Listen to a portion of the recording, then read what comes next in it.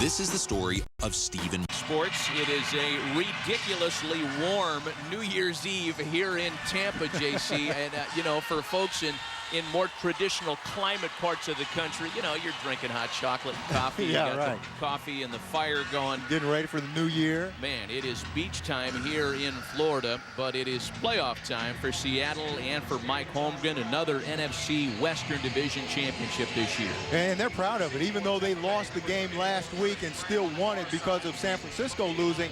With all the injuries that they've had to endure this year, especially on the offensive side of the ball, they're very proud of the fact that they were still able to win enough games to win the NFC West.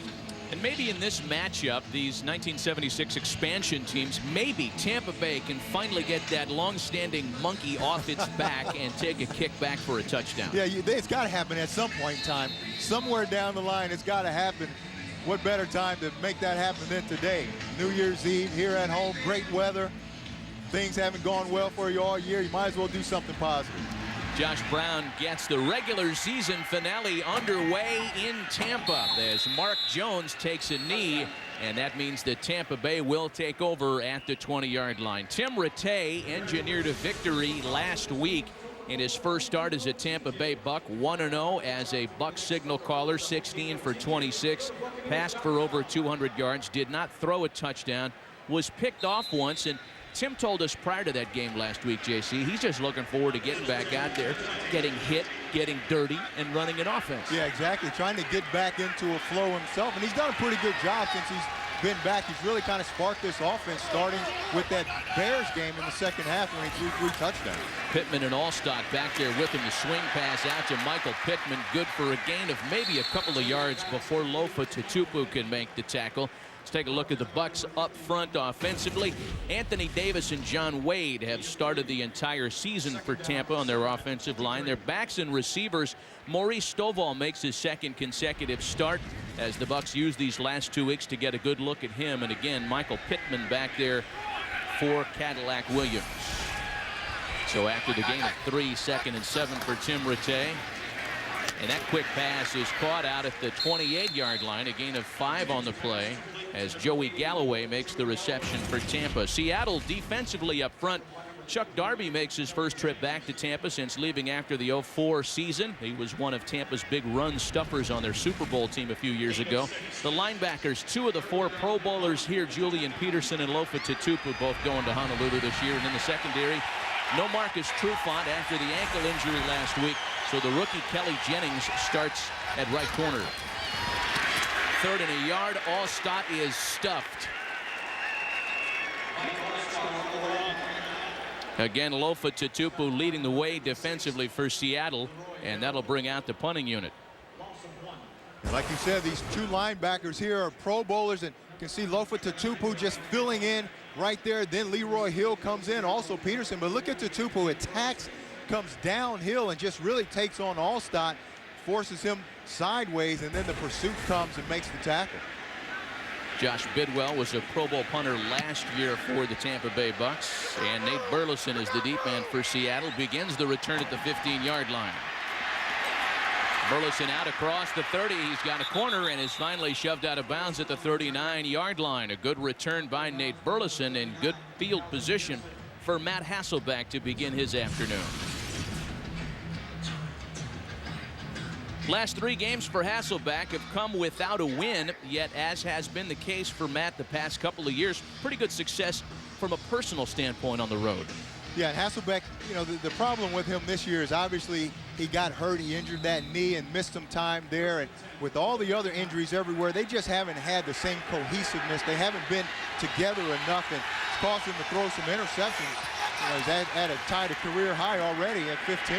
Looking down the middle of the field, has a wide open target. Bobby Ingram complete for a first down. Ingram making his return to the starting lineup.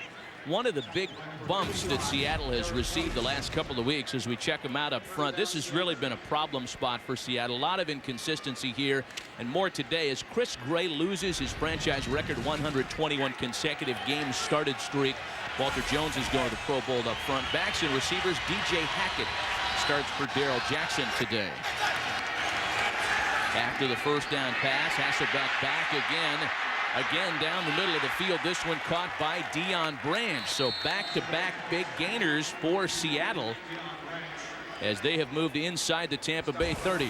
And Matt Hasselbeck did a great job on this play, not only avoiding the rush. You're going to see him step up in the pocket when he gets some heat from White right there. Then he looks off the defenders to the sideline and then comes back to the middle of the field, and Deion Branch. And just a great heads-up play by Hasselbeck. 3 receivers set here. Instead, they hand it off to Alexander. He's inside the 20-yard line.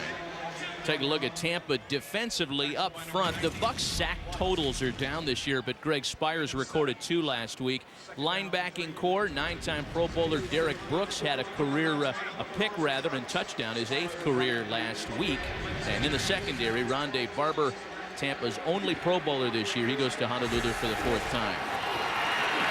Once again, the hand to Alexander, chewing up yardage. He's tackled at the 11-yard line by Derek Brooks and Phillip Buchanan. So the Seattle offense moving the ball rather efficiently here in their first possession this afternoon. Yeah, and their big thing is tempo. You see how quickly they've been getting out of the huddle. They get up to the line of scrimmage. They get the ball snapped. But Max Strong, the Pro Bowl fullback, look at him, does a great job taking on the linebacker, Shelton Quarles. Opens that hole up. Actually took on Derek Brooks and opened that hole up for Sean Alexander. On 1st and 10, Will Heller was the man in motion. Hasselbeck changing direction now and finally throwing it away. Well, Matt had all kinds of time there, and Seattle was fortunate just to throw the ball away that time. And this is an area that Matt Hasselbeck is absolutely phenomenal in, and that's the red zone. He's only thrown 5 interceptions in the red zone since 2001. But conversely, he's thrown 70 touchdown passes in the red zone. He's razor sharp, and we saw on that last play, he doesn't force the ball in the red zone. If it's not there, just throw it away. You line up and you play the next play. Seattle's offense is into the red zone for the 38th time this year. They have scored 20 touchdowns in the previous 37 trips. And we've got a flag on the play here. False start, offense, number 67. 5-yard penalty, still 2nd down. Got the left guard, Rob Sims. But that has really been a problem. Again, getting back to our earlier comment, JC, and it hasn't been one guy. It hasn't necessarily been underperformance, but it's been injury that's led to different bodies in different spots. And when you rotate that many guys, you just don't have the cohesiveness up front, and that's something that they want to use this game for today, is try to get some of that back. Alexander being chased and taken down by Rondé Barber in the backfield, a loss of a yard or 2.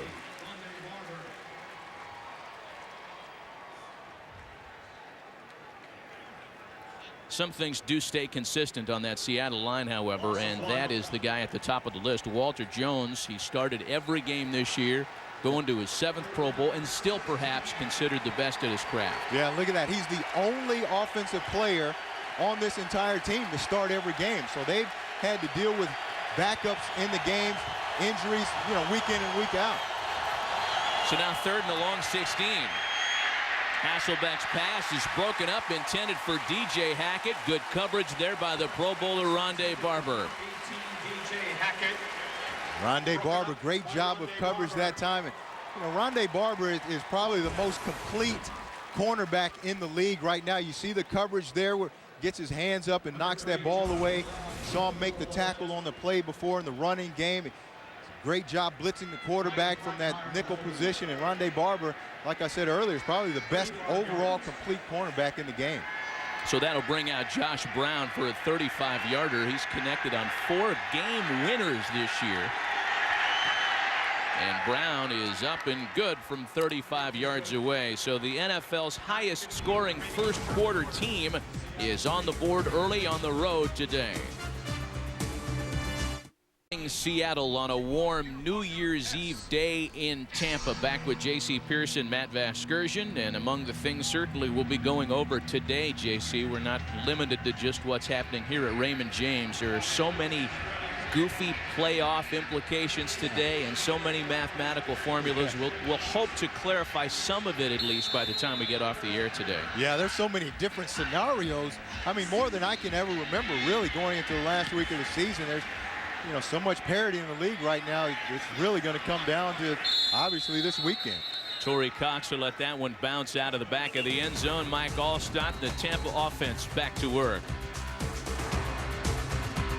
Sunday of the 2006 NFL season. Seahawks trying to tune up and get it right to get into the playoffs next week. And we'll talk about their postseason road as we continue today. This is Michael Pittman around the corner with just the safety level to beat, and he's knocked out of bounds by Ken Hamlin at the 45-yard line. Michael Pittman breaks off a big gainer, a gain of 32 yards on first down. And you could hear those pads popping up here. The Buccaneers just absolutely took it to the Seahawks on the left side. They blocked down, they kicked out with Sean Mahan. Now Michael Pittman, watch Mahan and Allstott right there. Blocks Julian Peterson, and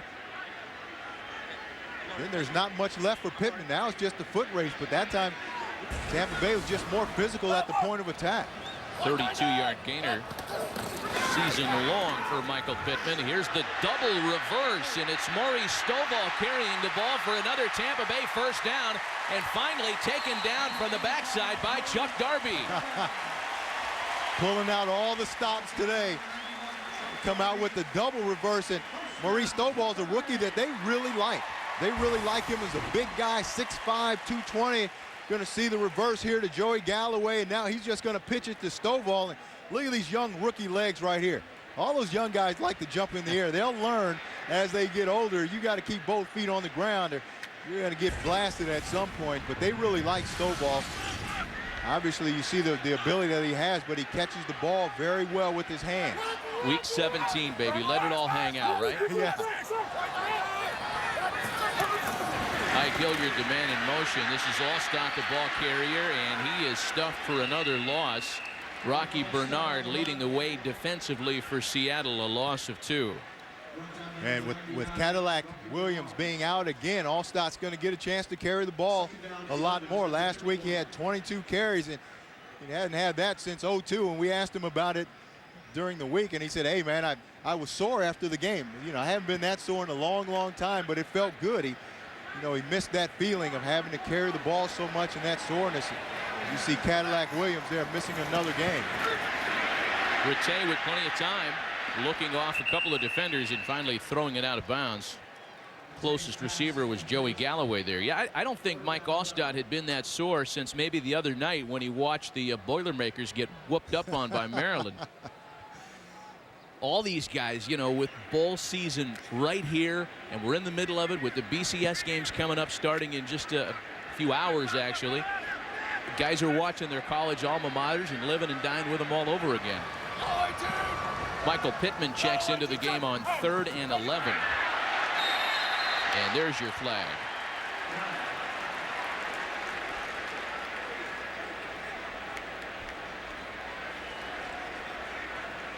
We'll hear once more from Jerome Boger. Encroachment, defense, number 99. 5-yard penalty, 3rd down. Rocky Bernard, the guilty party for Seattle.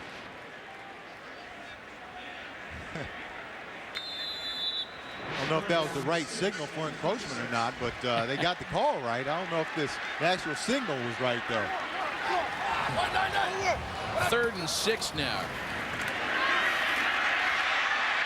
Rattay throws a wobbler that could have been picked off. It mercifully for Tampa went out of bounds before Jordan Babineau could get there defensively. So after the big run by Pittman and then the double reverse, the drive comes to a close after 4 plays. One thing the Seahawks want to do is they want to get back to pressuring the quarterback more, especially with their front four. They did that very well early in the year, and then it's kind of fallen off in terms of sack numbers. They want to try to get that back up. Here's Matt Bryan now from 44 yards away. He's made his last 14 under 50 yards.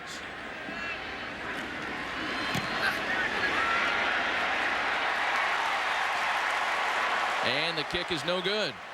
You jinxed them. I have that effect on people, sadly. moving around in the bay. They sailed it right into the stadium, huh? Johnny Depp and company dry docked right here in the end zone at Raymond James Stadium. Has kind of a Vegas feel to it. This is one of the better stadiums in the league, that's for sure. Great atmosphere. 1st and 10 here for Seattle. The handoff to Sean Alexander. You know, Matt, you talk about the NFC playoff picture, and it's so jumbled, and this team wins, and that simplified. Here are the division winners. The Cowboys and the Eagles, they're in. The Giants, they won last night, so they're probably going to be in. Green Bay's got to win. They need some help. But in terms of the Seahawks, they will play one of these two teams next week at home. It depends on who wins their division. Looks like it probably will be the Eagles, so it looks like maybe the Cowboys will end up in Seattle in that wild card game. 2nd and 6 now. And into the open field is Alexander for a 1st down. Let's check in with Joe Buck for the first time this afternoon in Los Angeles with a game break.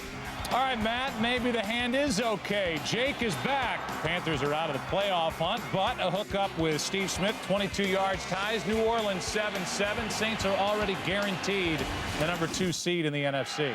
Back to Matt and JC. Yeah, Joe, thanks. Carolina, one of the teams that had to bow out because of all the other things happening around them yesterday, as that pass is complete to Deion Branch. And going back to the playoff picture, too, a couple teams that you don't want none of right now in the NFC. You got to think New Orleans. They're hot. They're on a roll. They've won 4 of their last 5. Drew Brees, Reggie Bush, Marcus Colston. Then on the AFC, I don't think people want none of Baltimore. They've got that lockdown defense with Ray Lewis and those guys. And then Steve McNair's come in and really done a good job at the quarterback position, giving them a veteran presence. Those two teams are going to be tough. Hasselbeck looks off a defender and has the pass caught by DJ Hackett. A great layout catch by Hackett, but a flag is down on the play. They're going to get Bolden on that sluggo. Contact, defense, number 21. That penalty is declined. The result of the play is the 1st down. And they call this a sluggo, a slant and go. You're going to see Matt Hasselbeck pump that slant right here. That gets the defender Bolden to stop his feet. Watch right here. That slant, he jumps that slant, and now that's the illegal contact right there on DJ Hackett. Hit him right in the chops. That's what you got to do sometimes. You know, unfortunately, DJ Hackett, unfortunately for Bolden, Hackett still caught that ball, but you get beat on those double moves. Sean Alexander running between the tackles for a gain of a yard or 2. Let's take another look at that. And, you know, I don't know why people don't run more of these, because as a former corner, they're almost impossible to stop, because you try to jump that slant route, and now he turns it up the field. The only thing you can do is try to collision him. But now if you collision him, it's a penalty, illegal contact. So if you're going to get beat like that, you might as well give him a shove that's going to count, right? Yeah, exactly. Because, you know, you don't want to give up a touchdown. 2nd and 7. Pocket collapsing. Hasselbeck gets out of trouble and finally throws it away. Matt just able to get rid of that ball and able to avoid a sack as Chris Hovan and Dwayne White had penetrated for Tampa. You know, Matt Hasselbeck, you see that knee brace still on that right knee, and for the first time since he hurt it this week in practice, he didn't have to wear it. And he said, you know, it's not that it really bothers him. He doesn't like the way it looks. He said it looks ugly, but he's got to wear it in the game for the protection and stuff. And you know that old saying, if you look good, you play good. Well, I guess Matt Hasselbeck is subscribing to that theory. They split Alexander out wide. Hasselbeck looking downfield and has the pass caught. Will Heller and taken out of bounds inside the 5. Check that, it's Jeremy Stevens who makes the reception before being shoved out of bounds by Will Allen. A gain of 11 for Seattle. You know, Jeremy Stevens is a big target, 6'7". He's been so inconsistent with his hands, going all the way back to the Super Bowl last year, of course, where he dropped some balls, but he's done that this year also. But last week he caught some tough passes. If he can be consistent catching the ball and not drop so many passes, you know, he really adds another dimension to this offense, especially down in the red zone where he's so tall, they can just throw it up to him. Tom Ashworth has checked into the game as a receiver for Seattle. His receiving skills not utilized here. as Sean Alexander is jammed up the middle. So Alexander denied. You know, a lot of times, Matt, you see those extra linemen come in as a tight end. It gives you a better blocker over there, a bigger guy, but every now and then they'll sneak that guy out in the pass route and he'll catch a touchdown pass. So you always have to beware of those guys. You can't just say, oh, they brought in a lineman, a guard, or a tackle. He's got a non-receiver number there in 68. But every now and then you got to watch because he can sneak out. They're trying again on 2nd and goal. Alexander once more, and the same result. He's stuffed up the middle with Shelton Quarles leading the way. Dwayne White in on the stop as well. You'll see Shelton Quarles come down and just attack this play. Right there, number 53, he comes down, and look at Dwayne White. When you get down by the goal line, you want to push the runner back. And look at Dwayne White. He's got his back to him, but he knows that he can't turn around. All he can do is just drive backwards, hopefully force the ball carrier back and out of the end zone. The ball's inside the 1. Alexander trying a corner this time. Touchdown, Seahawks. Sean Alexander's 7th rushing touchdown of the year. His 108th career TD. And that's one thing about Sean Alexander. When you get him down by the end zone, he's a different back down in the red zone. He can find the end zone. He runs harder. He runs tougher. Something about his mentality down there in the red zone. He gets into the end zone. Josh Brown, automatic, and Seattle takes a 10-0 first quarter lead in Tampa. Well, we talked about Tom Ashworth being in as a tight end and being a better blocker than a tight end. And watch him seal the edge. Just collisions Dwayne White and just continues to drive him. That allowed Sean Alexander to get to the corner, just jog to the end zone. Tom Ashworth, good job. Very disappointing for some of us who really wanted to see Tom Ashworth catch a touchdown pass there. Sean Alexander, the all-time Seahawks touchdown leader, adding another to his total. This is Mark Jones, and once again, he'll be forced to take a knee. Sean Alexander's already into the end zone once today. You know, Of our New Year's Eve doubleheader, you'll either see Atlanta and Philadelphia. With a win, the Eagles claim the NFC East, a big win for game rather for the Eagles, or the Niners and Broncos. Broncos win and they're in. That's game 2 of our doubleheader right here on Fox. And that's big for Seattle because obviously whatever happens with Philadelphia is going to determine who they play next week. Well, they know they'll be hosting a playoff game next week. Hand right up the middle again. Michael Pittman chewing off big yardage as Ken Hamlin makes the tackle. A gain of 15 on first down. Tackled by number 26. You know, you're talking about the playoffs and all that right now, but there's going to be a lot of changes in the National Football League this year. You see these coaches right here on the hot seat. Those coaches, I think they're probably going to be gone after this season's over. Maybe today. Tim Rattay, after the no huddle, throws the jump ball into center field, and Joey Galloway, the ex-Seahawk, brings it down. A 44-yard gainer, 2 big first down plays, and there's an injured Seahawk. That's Kelly Herndon, and the last thing Mike Holmgren can afford to lose is another corner already without Marcus Trufant. No question. That would be big, and looks like he's favoring a leg there, but Joey Galloway, big play after big play throughout his career.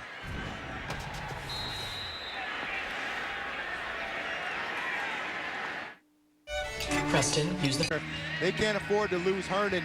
Watch his left leg as he plays the ball, and looks like his leg just gets twisted up. They all both go up to get the ball, and as he came back down, all of that weight came down on that left leg. You see his ankle buckled and his knee buckled there, and I hope it's not as serious as it might look right there. The Seahawks, they can ill afford to lose a guy like Kelly Herndon. We will certainly monitor that situation. Jimmy Williams takes over that left corner spot temporarily, perhaps. The hand to Michael Pittman as he tried to get around the corner and is stopped around the line of scrimmage. And there is Jimmy Williams, who again takes over at that left corner spot. You got the rookie Kelly Jennings on the other corner making his first NFL start. Seattle's first rounder out of Miami. So no Herndon and no Trufant, who didn't even make the trip. Yeah, that's tough because obviously in the back end, their secondary, they've given up a lot of big plays this year and cost them a game last week. And that was one of the wants that Holmgren was looking for today, is no big plays. Quick pass is caught by Maurice Stovall and taken out of bounds inside the 20 by Jimmy Williams. They go right after him. A gain of 4. What are they shooting the cannon off for now? Wow. Oh, we're told inside the red zone is one shot. Is that right? Is that what it is? I thought that was a pyrotechnics guy that missed his cue. Yeah, I wish they would have let us know that. Time winding down here in the first quarter. Rattay's pass is caught by Galloway once again. Jordan Babineau makes the tackle for Seattle, but the ex-Seahawk is over 50 yards in the first quarter here for Tampa Bay. Yeah, and they get him isolated now on Jordan Babineau, who's the backup free safety. So now Seattle's, they've got some problems and some mismatches coverage-wise, obviously with Herndon going out, and Tampa Bay takes advantage of it right away. First quarter winds down as Kelly Herndon is wheeled onto the trainer's table. The end of the first quarter, Seattle on top 10-0. Fox NFL Sunday returns after these messages and a word from your local Fox station.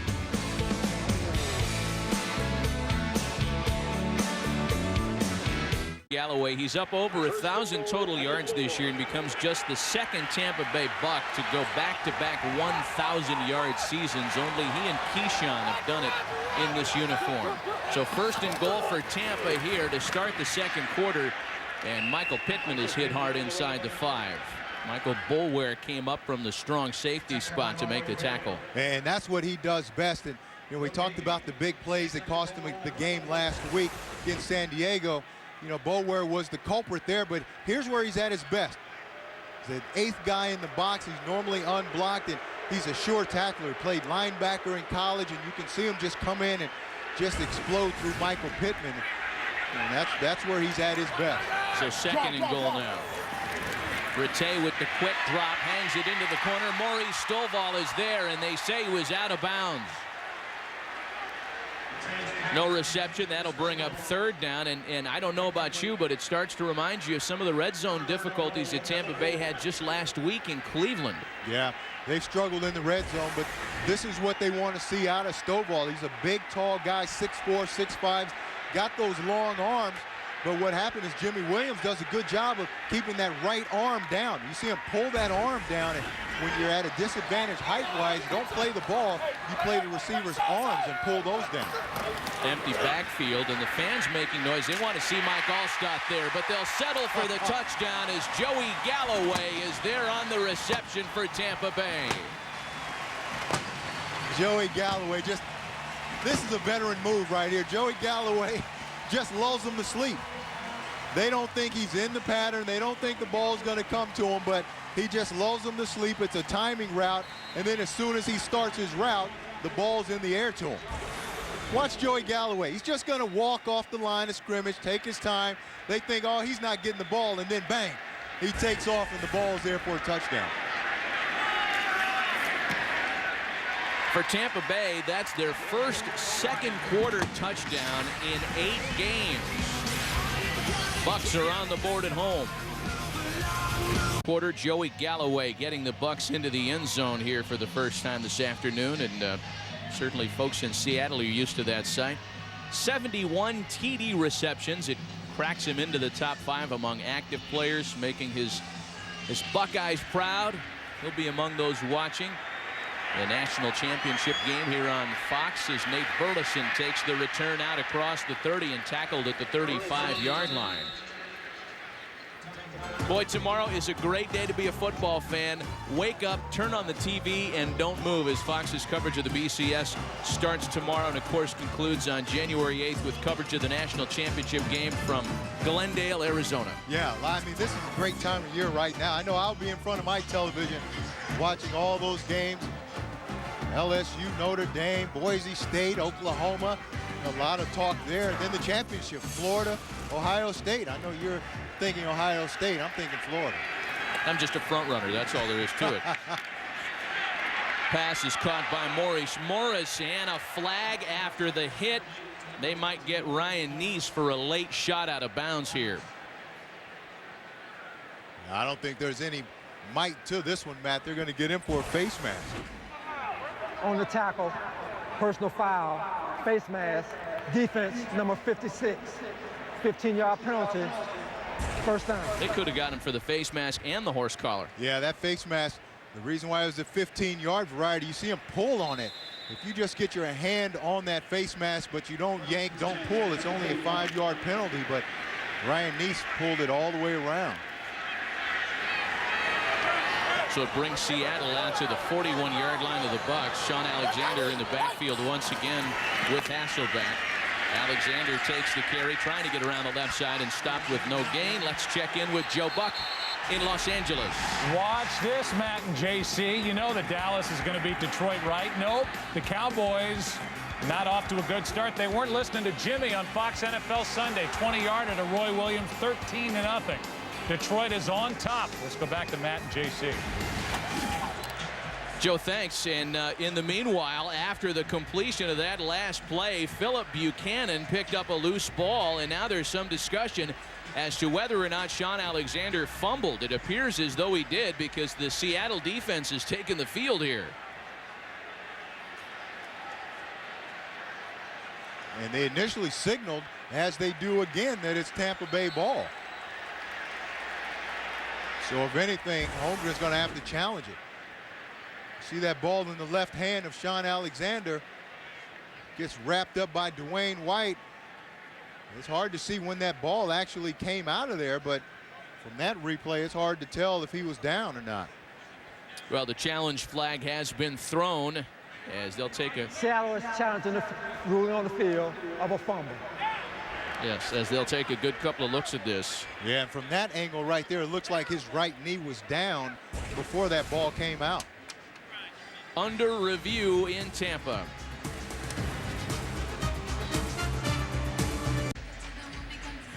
Well, referee Jerome Boger's still under the hood, as you can tell, taking a good long look at what was ruled on the field as a Sean Alexander fumble. And though Mike Holmgren is 2 for 4 in challenges this year, he has not had a lot of luck the past few years. Yeah, it's going to be tough to overturn this because you can't really tell when the ball comes out. You're going to see Sean Alexander, his knee is down right there, but obviously you can't see where the ball is from that angle.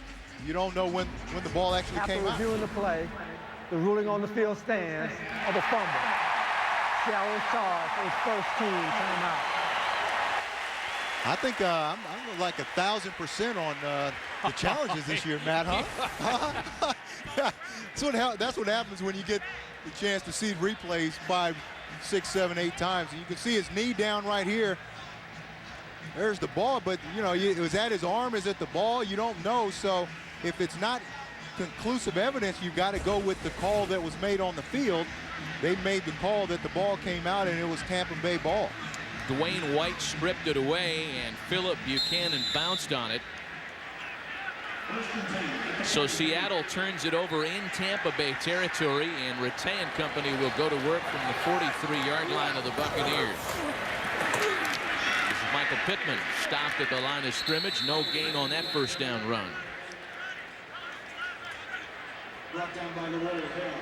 Well, you know, the turnover and the injury notwithstanding, I think it's valid to talk at this point about whether or not Mike Holmgren is seeing what he wants to see as the Bucs again go to their hurry-up offense here. Yeah, and this is something that they did a good job of last week in Cleveland, is changing the tempo as we see here. Out of the backfield is Michael Pittman for the first down reception. And last week against Cleveland, when they went to their no-huddle offense, they were able to move the ball down the field, have a little more consistency. They're not doing it right now, but that's something that I think they probably need to do more of. Just get up there and play. You don't have time to really think through everything. You just get up and play. And I think, with a lot of backup guys that they have playing too, a lot of young guys, sometimes it's better just to get up there and play. Dave Moore checks in at tight end here, a different personnel group on the field, and another whistle. Prior to the snap, false start, offense number 75. 5-yard penalty, still first down. The rookie right guard, Davin Joseph. So there's a hurry-up offense, and then there's a hurry-up, slow down, you went too fast offense, and that's what Joseph was guilty of there. Yeah, you want to go fast, but you got to wait till the ball is hiked, huh? This might be one of those things, too, that, Mike Holmgren might see a hurry-up offense at some point in the postseason. Giving him a good look here in what amounts to a tune-up game for Seattle. Pittman bouncing off a tackle and back to the original line of scrimmage, a gain of 5. But again, and also, Matt, even though Seattle offensively, they like an up-tempo, they like to run their plays fast. For Tampa Bay, they should be thinking, hey, offensively, we want to do the same, because remember, we talked about how hot, how humid it is today. And Seattle, they're not used to this weather, so they could very well wear down in this heat and this humidity, and that plays a factor as well. Talking about record highs on this day here in Tampa, and that one is caught at the 25-yard line. Another first down for Tampa Bay. Joey Galloway on the receiving end of a 19-yard strike from Tim Rattay. And this should never happen. There is only one guy in the entire pass pattern. You can watch Joey Galloway. He's going to come. He's going to run a post, and then he's just going to stop. He's the only guy down the field that can catch a ball. Look, nobody else around. You've got to run to that guy. You've got to recognize it and go to him. And Seattle was too slow in recognizing that he was the only receiver down the field. Joey Galloway with a game-high 86 yards in the air thus far. The reverse once again. This is Maurice Stovall carrying it inside the 20 and bounced out of bounds at the 15. Empty out the playbook in week 17. And you know what people are going to be saying here in Tampa Bay? Well, why haven't we been doing this all year long? Because obviously they seem to have a pretty good rhythm going here. And Tim Rattay's done a good job since he's gotten into the quarterback position the last few weeks, and really giving this team a spark and moving them. And they've only scored 200 and some points, 204 total points all year, and 53 of those points have been the last 2 games. Mike Allstott checks back in for Tampa. He takes the carry on 1st and 10, and again, not a lot of luck as we send it back out to Joe Buck in Los Angeles.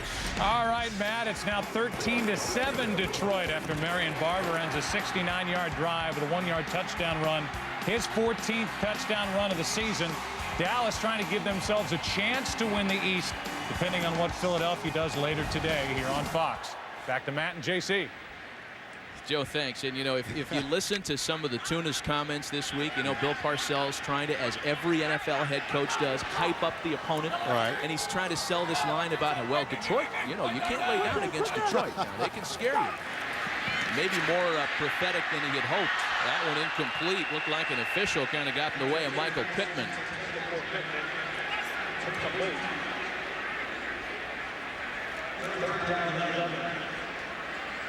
Yeah, that's one that I bet they want that back. Pittman hoping that he could catch that ball. That the ref just in the way right there, right in the middle. But he also had Ike Hilliard on that corner route that was wide open. There was nobody within 5 yards of it. Michael Pittman's had a nice first half, 54 yards on the ground. He's gone over 5,000 for his career this afternoon. So on 3rd and 10 now, Rattay changing the play and then taking a timeout. Let's think about it inside the red zone. 9:42 left in the half, and Tampa down by a field goal. It's got into the end zone at the start of the second quarter, and they're knocking on the door again inside the 15. And this is something that fans in Tampa haven't seen a lot of. That is first half scoring offense. Yeah, it's been a problem. They've 83 points. That's counting the points today. Still the fewest in the National Football League. No other team has scored less than 100 points in the first half, so they're still way down in scoring. Big 3rd and 10 here for Tim Rattay and company. Over the middle, complete to Mike Allstott, fumbles the football, picked up by Seattle. It's Ken Hamlin, rather Michael Boulware, still moving. That motor's still going. And Boulware taken down at the 38-yard line.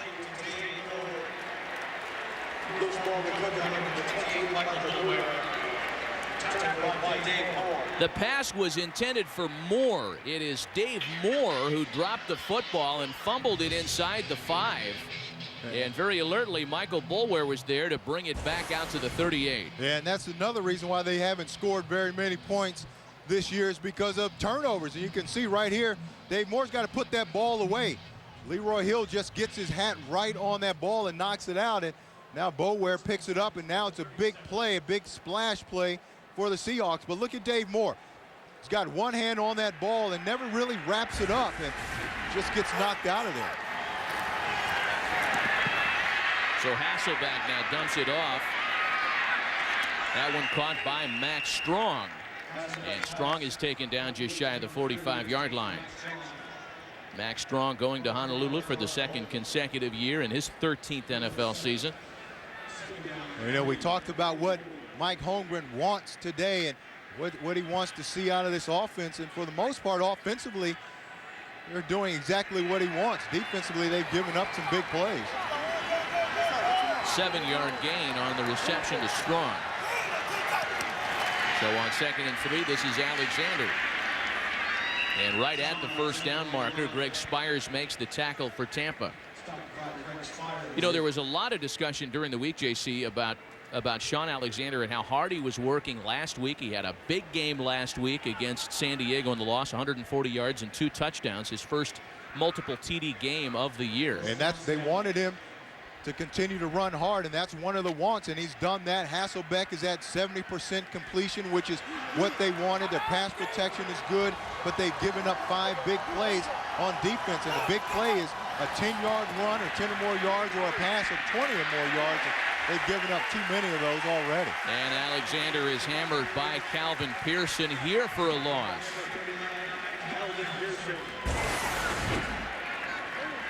You know, Tampa Bay they're always going to be tough to run against. You see, they spill the ball to the outside. They want the ball carrier to run north and south and allow their team speed to get there. They just funnel everything outside, and then Calvin Pearson does a great job of coming up and just taking the legs from Sean Alexander. So 2nd and 14 now.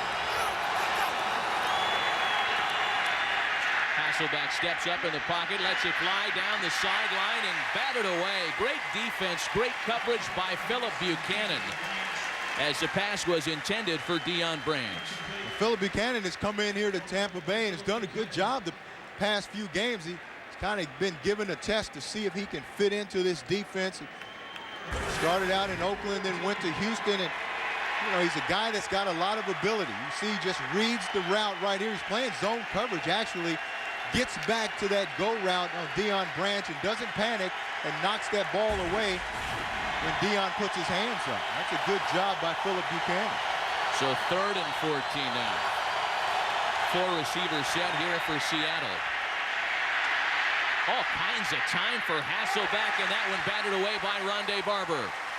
Boy, Hasselbeck had all day to make that pass, but couldn't thread the needle to Bobby Ingram. And another one of Mike Holmgren's wants is he wanted that offensive line to be more consistent protecting Matt Hasselbeck, and you can see they do a great job here. No one even close to Matt Hasselbeck. They only rush 3 guys and they drop everyone else. You can see right here that pocket is great, and now there's nowhere to throw the ball downfield because you've got 8 guys in coverage in those zones and not a lot of room. Ryan Plakemeyer let a 72-yarder fly last week as Mark Jones lets it bounce, and it checks up at the 18-yard line. 7:02 left in the half. Seattle by a field goal.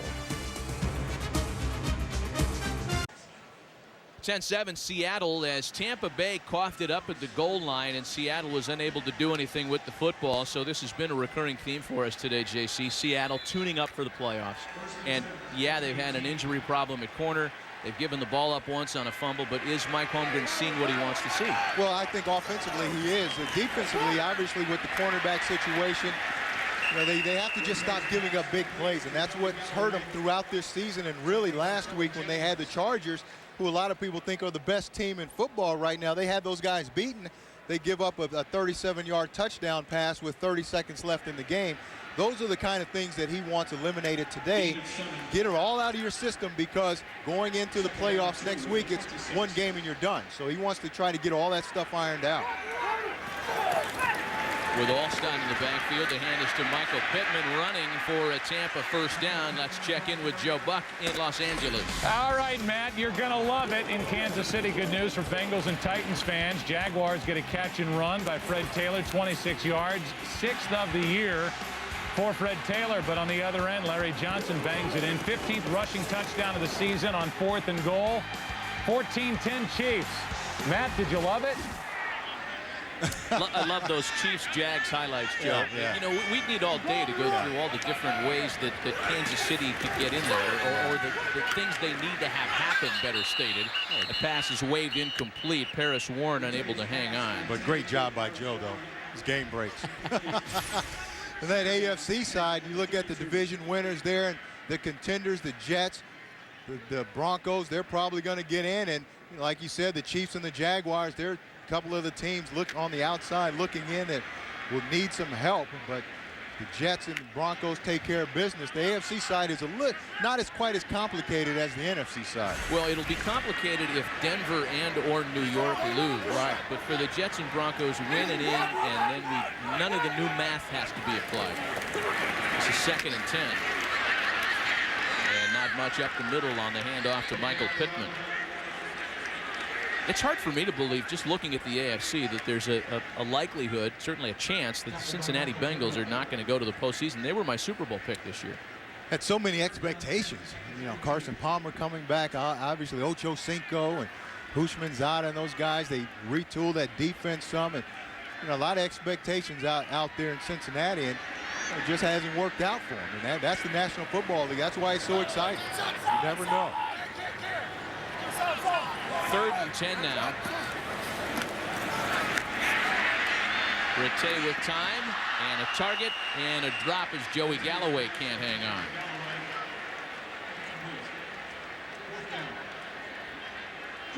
And that's been an issue for Tampa Bay also. We talked about them turning the ball over, but also drop passes.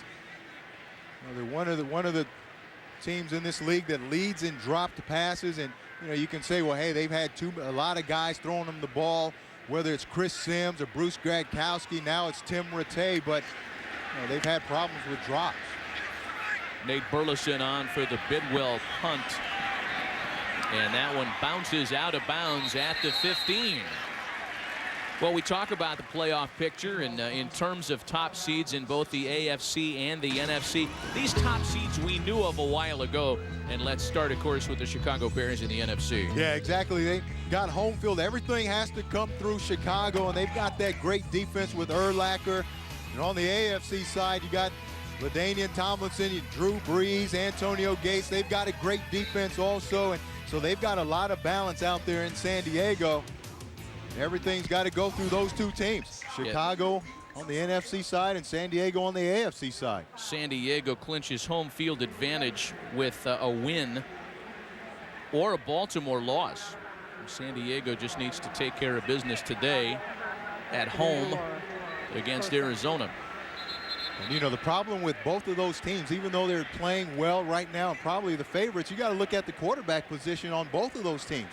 Rex Grossman with Chicago and Phillip Rivers with San Diego. Even though he's a Pro Bowler, he struggled the last couple of weeks, and that's going to be a major concern for both of those clubs.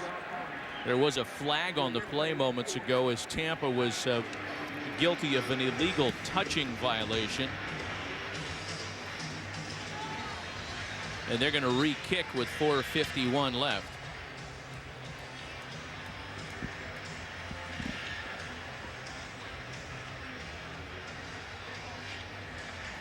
So Nate Burleson will try it again.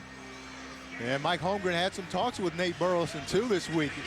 Last week in that game against San Diego, he muffed the punt. He was lucky he didn't touch it, and they challenged it, and the Seattle retained possession of that ball, but then he caught one on the 6-yard line. Mike Holmgren said even before he went out there, I put both hands on his shoulders and I said, hey, get on the 10-yard line, don't back up. But yet he did it. He caught the ball on the 6 and put him in bad field position. Just got to make better decisions.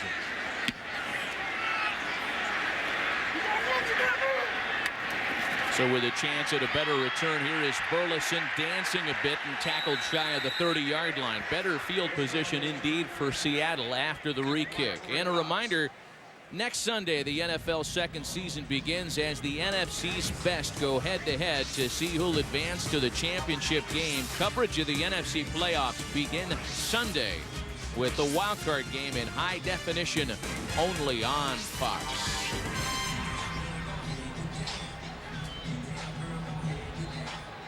First and 10 at the 30. First and 10 Seattle with 4:37 left in the half. And the Seahawks up a field goal. Hasselbeck's first pass is caught shy of the 40-yard line by Jeremy Stevens. There was a lot of discussion in Seattle and even here in Tampa as to what group of personnel, if in fact the regulars would play all game here for Seattle. And I think Mike Holmgren answered those questions during the week. He wanted to get in rhythm here today. Yeah, these guys are going to play, and he hopes that they play well. They've got to get into a rhythm, into a better flow offensively. And last year they led the league in offense, and that's why they were so good, and they want to get back to that. Sean Alexander looking for some kind of lane and dragged down by a number of Tampa tacklers, including Dwayne White. Matt, we talked about them leading the league in offense, but look who this year they have not played together all year. Hasselbeck, Alexander, Darrell Jackson is out today. Ingram is just starting to get back, and Jeremy Stevens. All of them have had injury problems this year, and that's the core right there. That's a lot of production, a lot of big play guys right there, and none of those guys, that group has not played together one game this year. It's unbelievable. Yeah. I mean, that's their offensive top from 2005. Hasselbeck has Jeremy Stevens behind some coverage. He juggles as he heads out of bounds at the 35-yard line. A big first down gainer for Stevens. They pick up 26 and move into Tampa territory. And that's why Jeremy Stevens can create so many mismatch problems, because like I said earlier, 6'7", but he can run. He's got a lot of speed, and you can't put a linebacker on him. Offside, defense, number 90. That penalty decline. The result of the play is the first down. And you can't put a linebacker on him because he's too fast for a linebacker and he's too big for a lot of defensive backs. And here, Jermaine Phillips is in single coverage. He just runs away from that safety, Jermaine Phillips, and catches the ball. If he can get consistent with his hands, he'll be a big threat. Penetration on Maurice Morris, and he's stuck in the backfield for a loss. Will Allen came up from the free safety spot to apply the hit. And Will Allen comes down in that box and actually just comes on the blitz. He reads this play and comes on the blitz, and he's there so fast that Max Strong doesn't have a chance to block him. And he makes that tackle for a loss, and that's something that this defense wants more of, is splash plays. They call big plays splash plays, whether they're interceptions or sacks, tackles for losses. That's what they've been known for over the years, and they haven't had as many splash plays this year. Branch in motion, and the pass is complete out to Sean Alexander. Another Seattle first down as Alexander's inside the 25.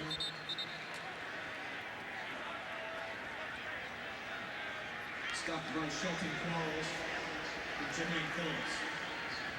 So the time will tick down to the 2-minute warning with Seattle on the march inside the 25-yard line. Seattle at the 2-minute warning here in Tampa Bay. And a reminder, coming up at halftime, the Visa Halftime Report. Joe, Terry, Howie, and Jimmy will be along with scores and highlights. The Fox Sports Ticker will have all the latest stats and what clarification we may have on the postseason picture. We will bring it to you on the Visa Halftime Show. Crazy Week 17 alignment. 20 teams mathematically still in line And, you know, that's the most in NFL history entering the final weekend of the season.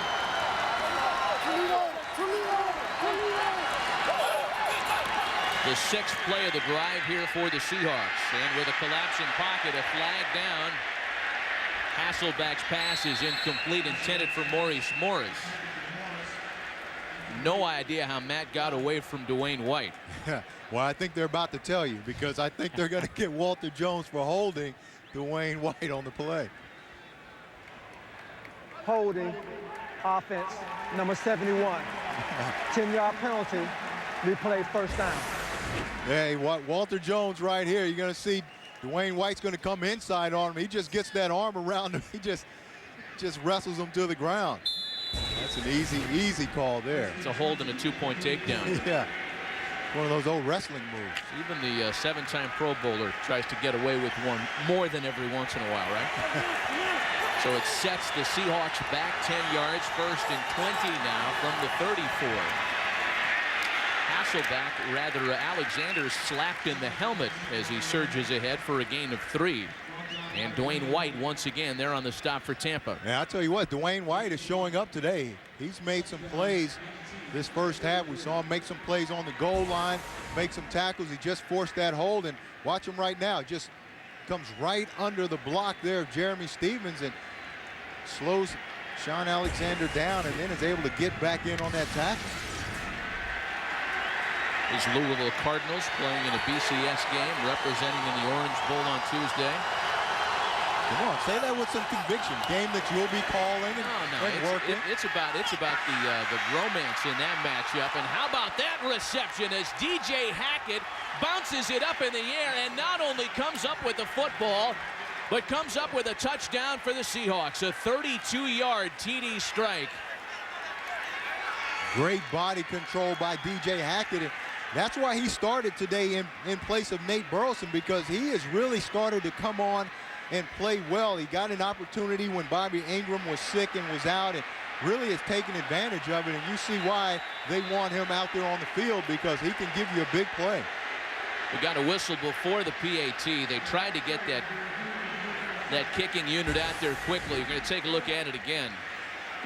There's Hackett just working on Jerron Bolden, just runs a go route, a 9 route, and then look at that body control. Comes back over, and then the concentration to stay after the ball. That's no touchdown, my friend. Yeah, they're going to challenge whether he actually got in or not, but just a great job of concentrating on the ball the entire way and looking it in and making that grab.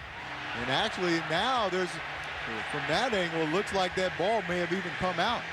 You got to control that ball all the way to the ground. Well, it is under review, and we're inside of 2 minutes and a half. So this comes from upstairs, and you're right. I mean, you've got actually 2 questions here. I think the first issue, whether or not he scored a touchdown, is pretty easy to determine. I mean, he's definitely down there shy of the goal line. And your second issue is whether he had control of the football when he hit the ground. Yeah, it looks like that ball came out. They are checking out the videotape, the magic of they're upstairs. And on the line here is a 32-yard touchdown toss to DJ Hackett. Well, here, Matt, I'm going to go out on a limb, and you know, I know my percentage is pretty high. Yeah. But I'm going to go out on a limb. I'm going to say that if they're challenging the catch on this play, that it's going to come back.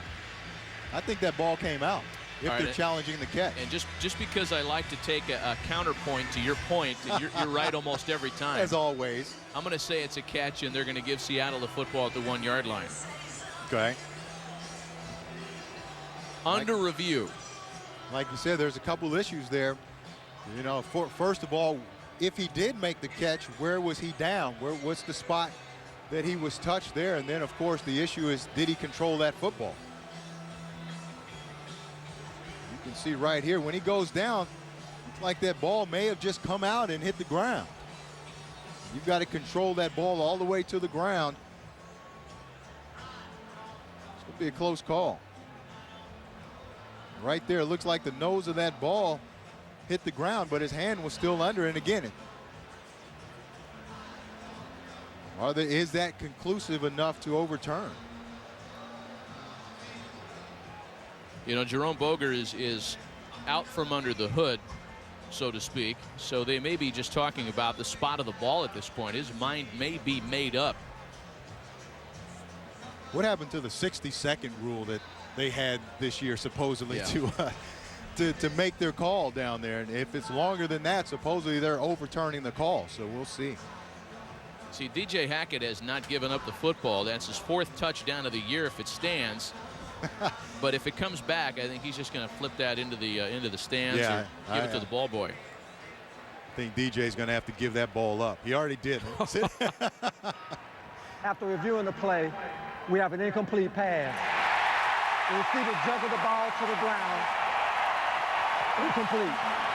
You're We good. return to 2nd down and 19 at the 33-yard line. Once again, Mr. Pearson, your second looks and all of your experiences, you should go into officiating. I'm telling you, man. Yeah, the problem is it's easy to call it off of a monitor. Those guys have got to do it live down there.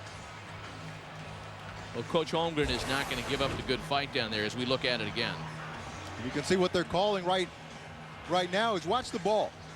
When he goes to the ground, that ball looks like it comes out right there and it hits the turf, and he never actually controls the football all the way to the ground, and that's what they called. And like I said, it's a lot easier up here when you've got these monitors and can look at the replay over and over to make that call. Well, I'm still going to reserve the right to disagree with you. I say that he had control, he came down, fumbled the ball, and then got it back. Sore loser, man. Sore loser. So with a minute left in the half, it'll bring up 3rd and 18 now.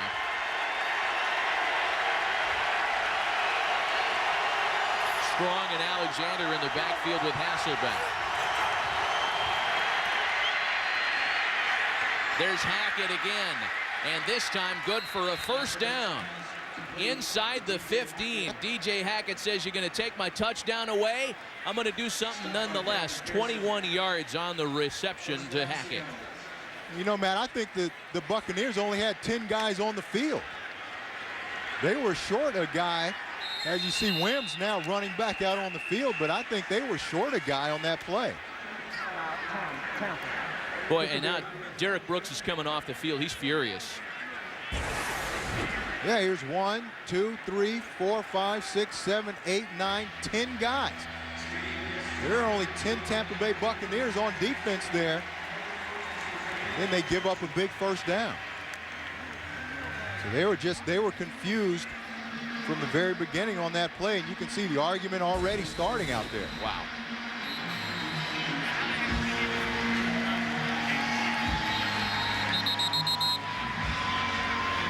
Boy, you know, after a stoppage of about 3 or 4 minutes after the review and the subsequent announcement, it's not as though there was a hurry-up offense that caught them with their pants down. Yeah, exactly. And obviously what happened is with the review and everything, people come off the field, people come on the field, and there was some confusion there. And then also the package. What package of defense are you playing? And there was some confusion there, and somebody was not on the field.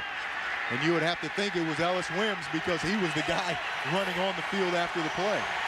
Reminder, the Visa halftime report is coming up as soon as we go to half. Play action, Hasselbeck scampering and throwing it out of the back of the end zone. And a flag on the play to boot.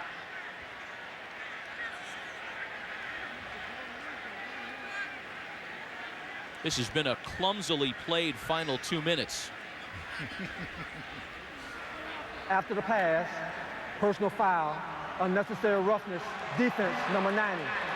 Hitting a player out of the play onto the ground. Half the distance to the goal line. 1st down. Dwayne White. We talked about Dwayne White. Watch him right here. Not only does he hit him, he hits him in the back. Come on now. Come on, Dwayne. You know better than that, man. That's not good football. Hits Locklear in the back. Gonna hit him, man. Man up and hit him in the front. Here comes the pass rush. Dwayne White was there, but the pass is complete, and it's a touchdown. Seattle, DJ Hackett. Anyway. Comes back and gets the touchdown anyway. Took him an additional minute and 40+ seconds, and DJ Hackett saying, I'm going to take a football out of here regardless of what you people do to me in the review booth. Yeah, he's keeping it this time. And he has the right to. It was a good catch by DJ Hackett. Well earned, and just before the big pass rush of Dwayne White could get to Matt Hasselbeck, the touchdown toss with 19 seconds left in the half. The last play will be reviewed with the replay assistant. Come on. We're going to review every single doggone thing here in week 17 today. Yeah. In 2 minutes, that's coming from upstairs. The coaches can't challenge anything within the last 2 minutes of the half or the game. But Dwayne White coming on the pressure, and DJ Hackett from that angle looks like he controls the ball, and he shows it. He puts it right up in the air to show everybody that, hey, I've got control of this ball. There's no question about it. Yeah, he turns his shoulders, cradles that ball. I don't think there's any question there that he caught that ball. No question at all. Good job of cradling the ball and then turning his body so that his shoulder and his side hits the ground and the ball never even gets close to the ground. Now this, Matt, this has to be one of those 60-second ones, right? Easy call. I'm done guessing about all this. You know, I didn't think that was even close to being on the radar to review, but indeed they take another look at it. You know, they keep the play clock running in college football because they were concerned about the length of games. And while we all agree that review is a good thing in the NFL, this is review abuse. A little bitter in week 17, Matt. Well, come on, he made the catch there. After reviewing the play, the ruling on the field stands. Touchdown. They want to get it right. We give them credit. We're just having a little fun. It is indeed a touchdown for DJ Hackett.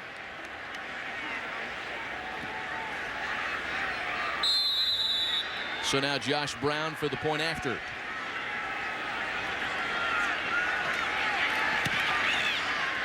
Touchdown drive goes 10 plays, 70 yards, chews up over 4 minutes of second half, or rather second quarter clock. And Seattle takes a 17-7 lead with 19 seconds left in the half. A reminder that tomorrow the Tostitos Bowl Bash begins with the AT&T Cotton Bowl Classic, Nebraska and Auburn. Then the Tostitos Fiesta Bowl, Boise State looking to complete the undefeated season when they battle Oklahoma. The Tostitos Bowl Bash starts tomorrow at 11:30 Eastern, 8:30 Pacific in high definition here on Fox. That Boise State Oklahoma game, man. Strap up the seat belts and roll up your windows. That's going to be a shootout. A lot of points. Boise State, I mean, that would be just great for college football, for Boise State, a small school, to get into the BCS and to beat a program with all that tradition like Oklahoma, and almost like the basketball March Madness. You always find a Cinderella team, and it'd be great to see Boise State win that game. Well, it would give the BCS some headaches, I think, though, because if Boise State does finish undefeated and say Ohio State loses in the national championship game on the 8th, then you got people at Boise State thumping their chest saying, hey, we should be #1 in the BCS. Yeah, okay. Can you say playoff? Well, that's a whole other show. Yeah, exactly. Torrey Cox from the end zone. Out across the 20, lowers a hat, and gets stuck at the 24-yard line on the return.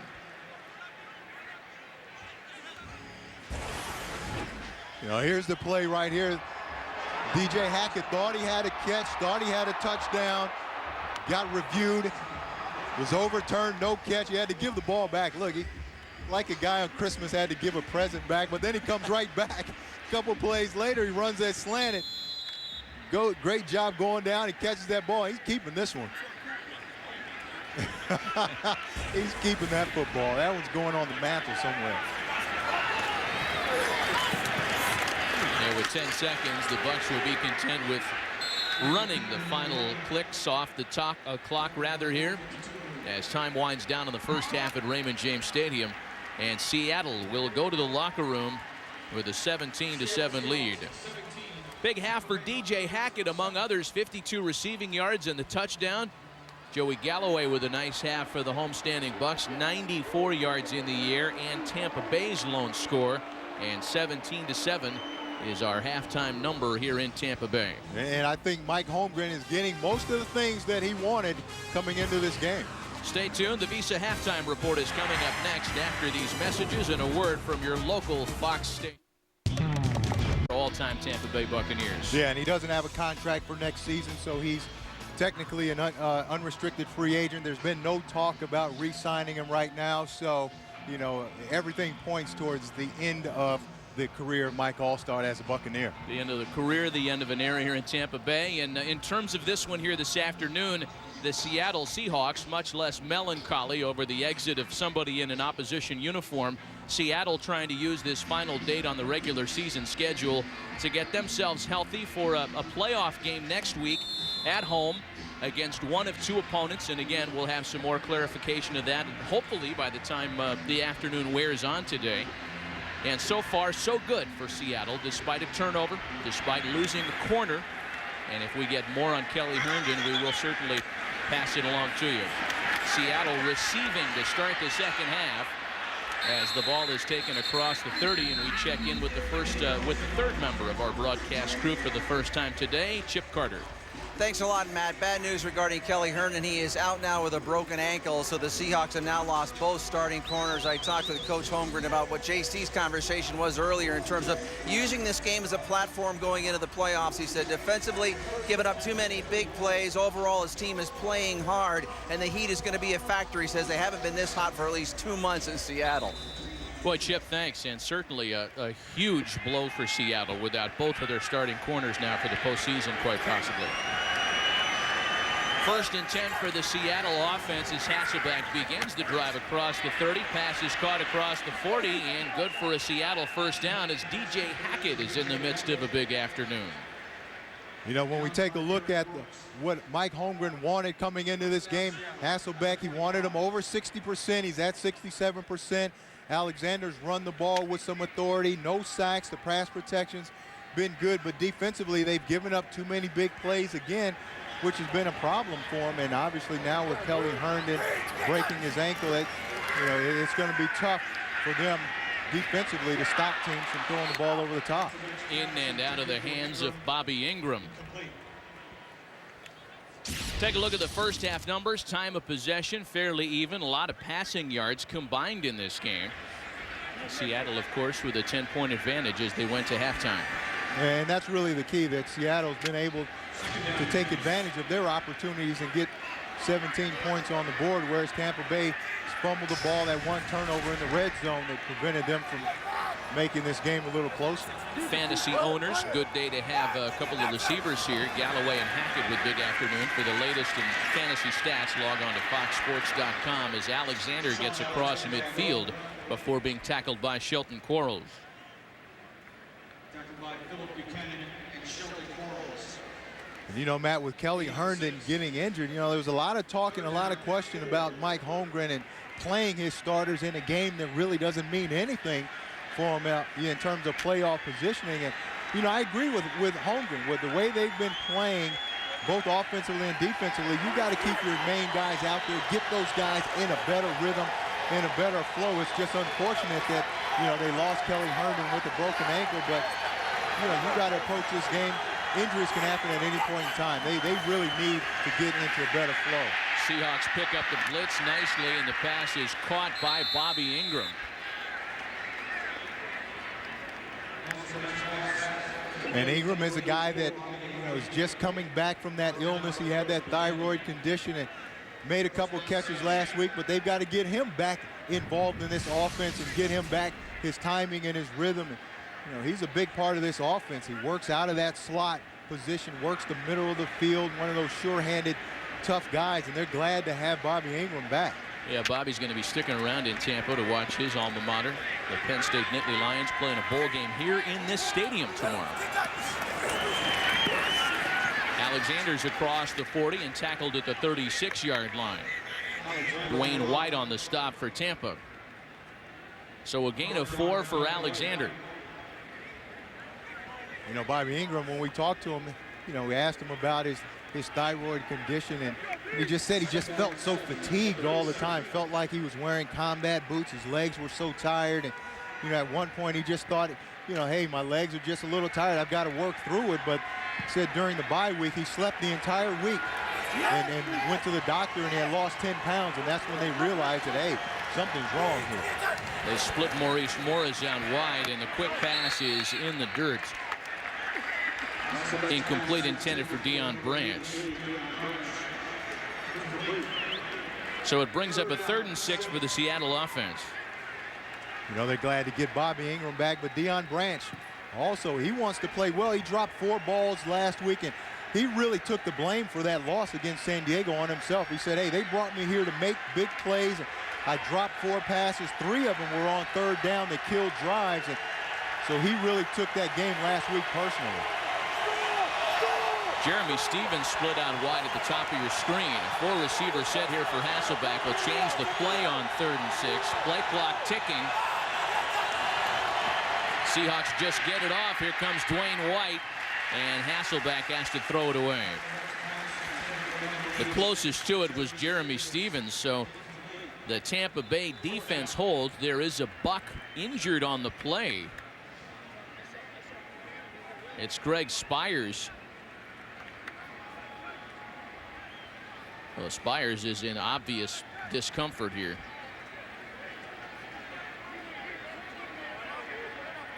We're going to duck away. 17-7 Seattle. Spires, good to see him able to get up and walk off the field under his own power as he was taken down in an obvious discomfort on that 3rd down play. Josh Brown is lining up now for what will be a 54-yard attempt. This would match his season long. Brown is 3 for 5 this year from 50 plus. He's going to pooch it instead as it checks up nicely inside the 10.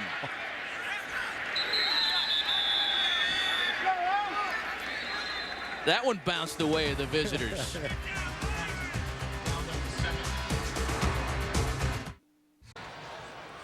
Watch Rondé Barber right here. He's back on that pooch punt. He wants to try to pick this ball up right here. You see, wanted to get it. Wanted to be like his brother Tiki.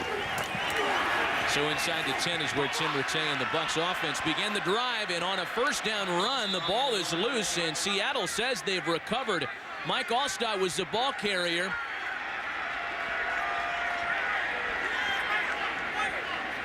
Seattle football.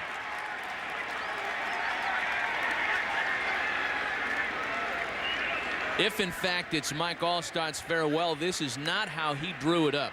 No, but when you come into a game and you're so much emotion, you know, you're thinking about this is my last game and everything else going through your mind, it's tough to play well. And you can see obviously he's disappointed there. You know, he's had a great career though. One game doesn't make or break your career. Jimmy Williams, who's filling in for Kelly Herndon at left corner, was a man that jumped on the free football. So a gift given to the Seattle offense as they'll take over at the Tampa Bay 11. You know, you think about how players exit from the league. And last year you think about the postseason almost exit that Jerome Bettis had on that horrible play in that wild game with the Colts. Alexander on 1st and 10 is inside the 10 as we check in Los Angeles with Joe Buck. All right, Matt, thank you. It was a muff punt toward the end of the 1st half from Terrence Newman that led to a Detroit touchdown. This time 56 yards. He takes it to the hand. It's 21-20, Dallas on top, and a game they need to win to have a chance to win the division. Matt, back to you. Hello, Newman. Yeah, check out Joe Buck with the hand. Oh, Joe will get jiggy now. Yeah, is that right? Oh, yeah. On 2nd and 8, they put Burleson in motion as Hasselbeck throws low, incomplete. Burleson was the intended target. Seattle can convert on a 1st down here before they score if they settle in between the 1 and the goal line. You know, they wanted Hasselbeck at 60% completion. And, you know, he's thrown some bad balls today. He's thrown some good ones, but then he's thrown some like the last one that haven't been very good, and that's what he's got to eliminate. 14 for 24, 190 yards and a touchdown is Hasselbeck today. One of his last 5, however.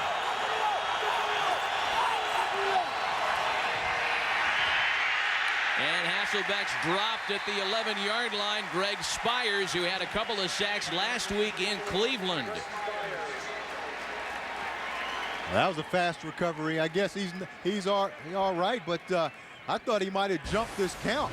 Watch Spires up here. Looked like he got a great jump off the ball. Watch.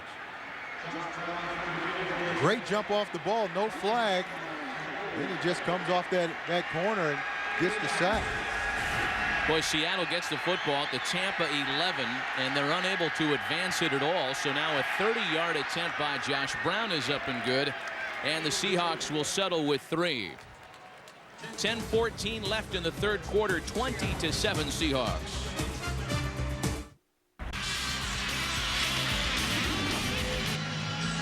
Visiting Seattle on top 20-7 on our New Year's Eve Day telecast from Tampa. Back with J.C. Pearson, Matt Vasgersian, as Josh Brown is ready to kick it away. And Mark Jones and company really haven't had a lot to return. He hesitated, then decided to bring it out, and as a result is pushed out of bounds at the 23-yard line. You know, I said earlier that Rondé wanted to try to be like Tiki, and the reason why is Tiki had a big night last night.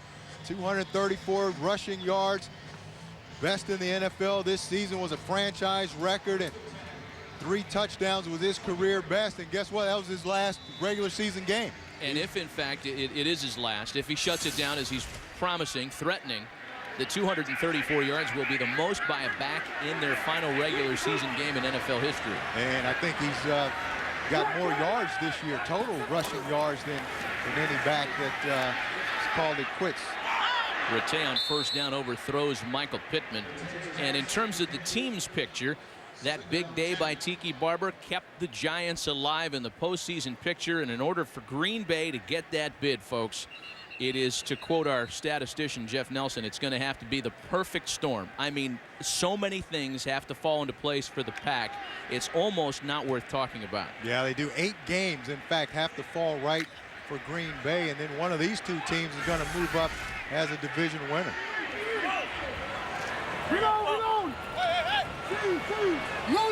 Second and 10 now.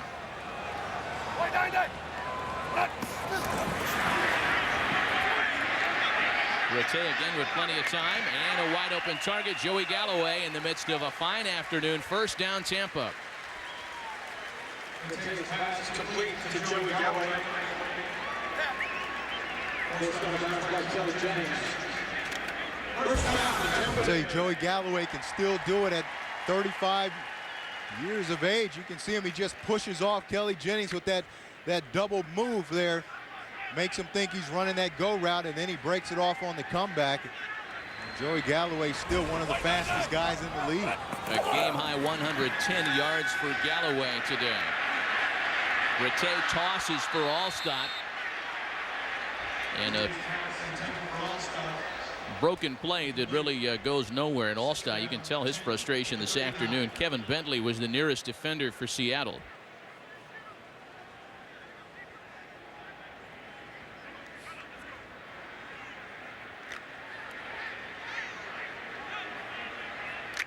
At the other end of the Tiki Barber spectrum in regular season farewells is the afternoon that the former Purdue Boilermaker is having this afternoon, unfortunately. So second and 10 now. This is Michael Pittman up the middle, and he's across the 40, stopped at the 42-yard line by Lofa Tatupu.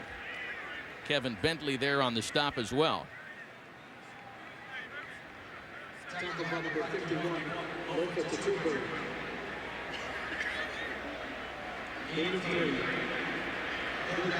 Third and 7 now for Tampa.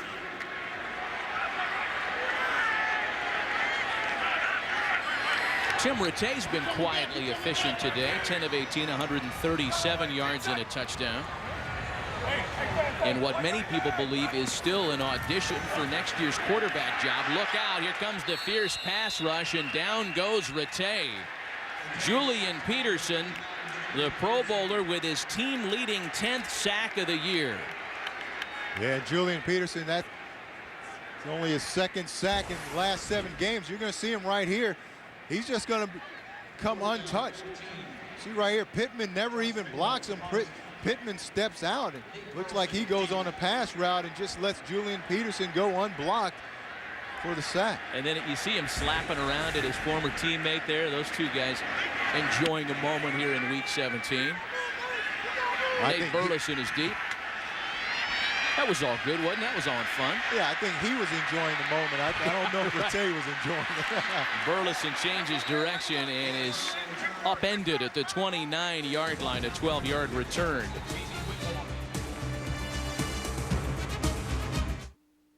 (20-7) Seattle. Chris Sims among the spectators this afternoon. Just signed a new deal. Hasn't been in uniform since week 3. That awful game here for him against Carolina. Yeah, and some speculation. I know I read earlier in the week on Pro Football Talk that they might be trying to trade Chris Sims. You know, there was some talk that they signed him to trade him, and you know, so we'll see what happens. But I know that when we talked to Coach Gruden last week, he said that they've got to get that quarterback situation solidified somehow, whether they go out and get a veteran guy or they draft a guy, or whether it's Chris Sims who hadn't signed at that time. So that's one of the key focuses in the offseason for Tampa Bay, is to find that one franchise quarterback. Well, there was also a story here locally in the St. Petersburg Times, in fact, today, talking about John Gruden and how he has tried to pursue a certain free agent named Jeff Garcia the past couple of years to come to Tampa Bay, as that pass is complete to Deion Branch. A first down for Seattle at the 41-yard line. It's going to be a wide open gig again next year. Tim Rattay has played pretty well in this brief 2-game audition here to wrap up the season. Coach Gruden said he still likes Bruce Gradkowski, though they threw an awful lot at him early in his career this year, filling in for Sims. Chris Sims still really hasn't proven that he's the guy. So is he? You know, that's why he said they've got to find that guy, whoever that guy is, whether they go out and they draft that guy or they sign that guy as a big-time free agent or whatever, but that's a main focus for him. Alexander down at the 45-yard line. Now, Tim Rattay, a free agent at the end of the season as well. There's going to be some movement, but as you and I spoke about earlier this year, it's not a huge decorated list of free agent quarterbacks at this point. Right, but you can always trade some guys, and everybody gets more cap money this year because the salary cap goes up. There'll be some guys released, like maybe a Brad Johnson in Minnesota. Some of those guys will be cap casualties. And there's going to be some guys available. Maurice Morris takes the handoff and has a Seattle first down across midfield. Well, we do know this, that since John Gruden arrived in Tampa Bay, he has used an awful lot of starting quarterbacks. He won a Super Bowl with Brad Johnson, and then the carousel really began. Yeah, Rob Johnson, then they went to Sean King, and, then it just continued on. Went to Brian Greasy. It's amazing that they had all these guys, Chris Sims, and then, of course, he gets injured. They get Bruce Gradkowski, and he didn't quite work out. Then they go to Tim Rattay, who's the guy now. And, it's amazing that they've gone through so many quarterbacks in such a short period of time. 1st and 10 for Hasselbeck in Seattle. This is Alexander getting across the 45 and still going down to the 39-yard line. A gain of 7 on the ground for Alexander. Well, John Gruden told us last week, prior to week 16 in Cleveland, that he's been licking his chops for a veteran quarterback for weeks. I mean, he thought he had something close to that early in the season, but none of the guys he's used this year could really be considered long in the tooth. Yeah, and the thing is they're going to have a lot of cap money. They're under the cap now. The cap goes up next year. So he said, hey, we can go shop for as he told us last week, we can go shop for the good clothes now. We don't have to shop at, the discount stores. We can go to the high price stores. Maurice Morris near a first down for Seattle. Well, if the season were to end after week 16, and we're not going to speculate on what's happening today elsewhere, but after week 16's action, Tampa Bay would select 3rd in the draft. Right. And when you talk about quarterbacks out there, Brady Quinn, Brian Brom at Louisville, he may come out after his underclass years. At Ohio State. Troy Smith, Heisman maybe. Trophy winner. But, are those guys franchise-type guys? And obviously, I don't know about that right now. I haven't done my research on them. But, I think they've got to get a veteran guy if he's going to come in and play right away. Alexander on 3rd and 2, more than enough for a Seattle first down as we once again check in with Joe Buck in Los Angeles. Matt, get out your Sharpie and mark him in. I'm marking him in. Leon Washington on a toss, 15 yards, the touchdown run. Now it's 20-3, Jets on top. What a first year for Eric Mangini. Now 23-3. Back to you, Matt and JC. Joe, thanks. Yeah, win and you're in for the Jets at home against Oakland. How about that? Can it get any easier for them? How about that? Show up and put the pads on and go to the postseason. Man. Yeah, the Raiders are struggling. Not struggling. They've struggled all year long. Maurice Morris takes a handoff around the right side. Great acceleration around the corner, close to a first down marker down at the 25-yard line.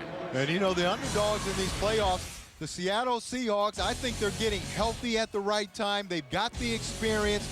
Even though they're an underdog right now, I think you better watch out for the Seattle Seahawks. And then on the AFC side, we just saw the New York Jets. They're on a roll right now. Eric Mangini, Denver Broncos might get in, so you got to consider one of those two teams the underdog in the AFC. But I tell you, there's so much parity top to bottom that whoever's on a roll in the playoffs, it's another season. And that's what Mike Holmgren said. Hey, you know, we're 2/3 or at least halfway through the 4 seasons in the NFL. The preseason, regular season, those are over now. We start season number 3, and that's the playoffs next week. Seattle just gets the playoff, and it appears the mark will find the Seahawks just shy of the first down. Then, of course, that 4th season is the Super Bowl that everybody wants to get to. Well, one thing we know that, you know, Mike Holmgren in getting to the postseason this year snaps that Super Bowl runner-up jinx that everybody had talked about for the last few years. Ouch. Yeah, that jinx kind of got going in 2003 when Tampa struggled after their Super Bowl win against Oakland. Yeah, speaking of jinx, yeah, that's kind of where it started. This will indeed be short by about a foot.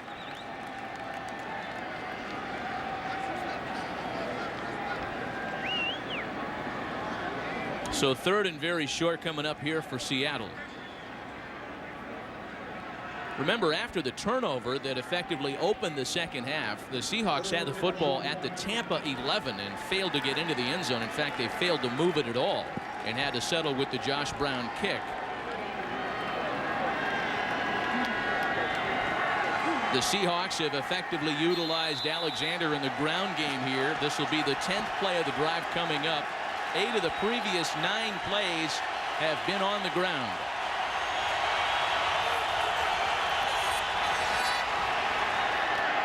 There's your first down, courtesy of Jeremy Stevens, tackled at the 15. Jermaine Phillips on the coverage for Tampa. Yeah, they just run that boot. It's a good job by Hasselbeck, and you can see that knee is feeling a lot better because he's getting his mobility back and just gets to the outside and then finds Jeremy Stevens. Watch him just leak out. Jeremy Stevens just leaks out. Hasselbeck gets him the ball, and it's enough for a first down. Philip Buchanan slips right there, allows Stevens to get up the field. 1st and 10, they mark it inside the 15.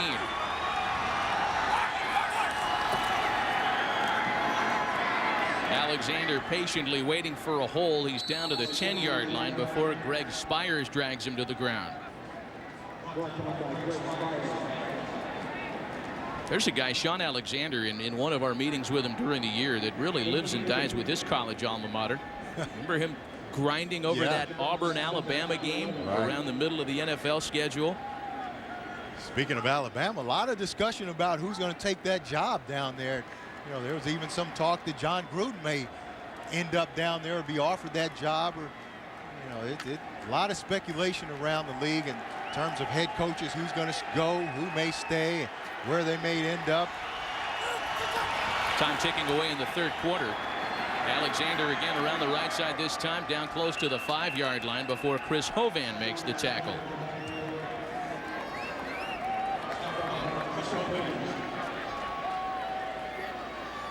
That will be the final play of the quarter. Seattle knocking on the door once again. The end of the third quarter with the Seahawks on top 20-7. Fox NFL Sunday returns after these messages and a word from your local Fox station. Yeah, the big boss man, he likes to crack. Welcome back to Tampa Bay. It's 3rd and 2. You see Sean Alexander coming back on the field. This is where he makes his money. This is bread and butter, the red zone, and where he really runs his hardest down here. And last week against San Diego, he said he ran the ball harder than they've ever seen him. I know in watching the video, he ran it harder than I've ever seen him run, Matt, and got into the end zone a couple of times, so you can probably look for him to get the ball here on 3rd and short.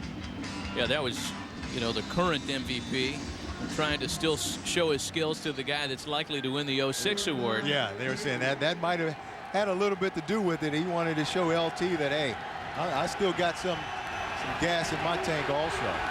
This is a pleasingly long drive for Mike Holmgren. Nearly 8 minutes of clock.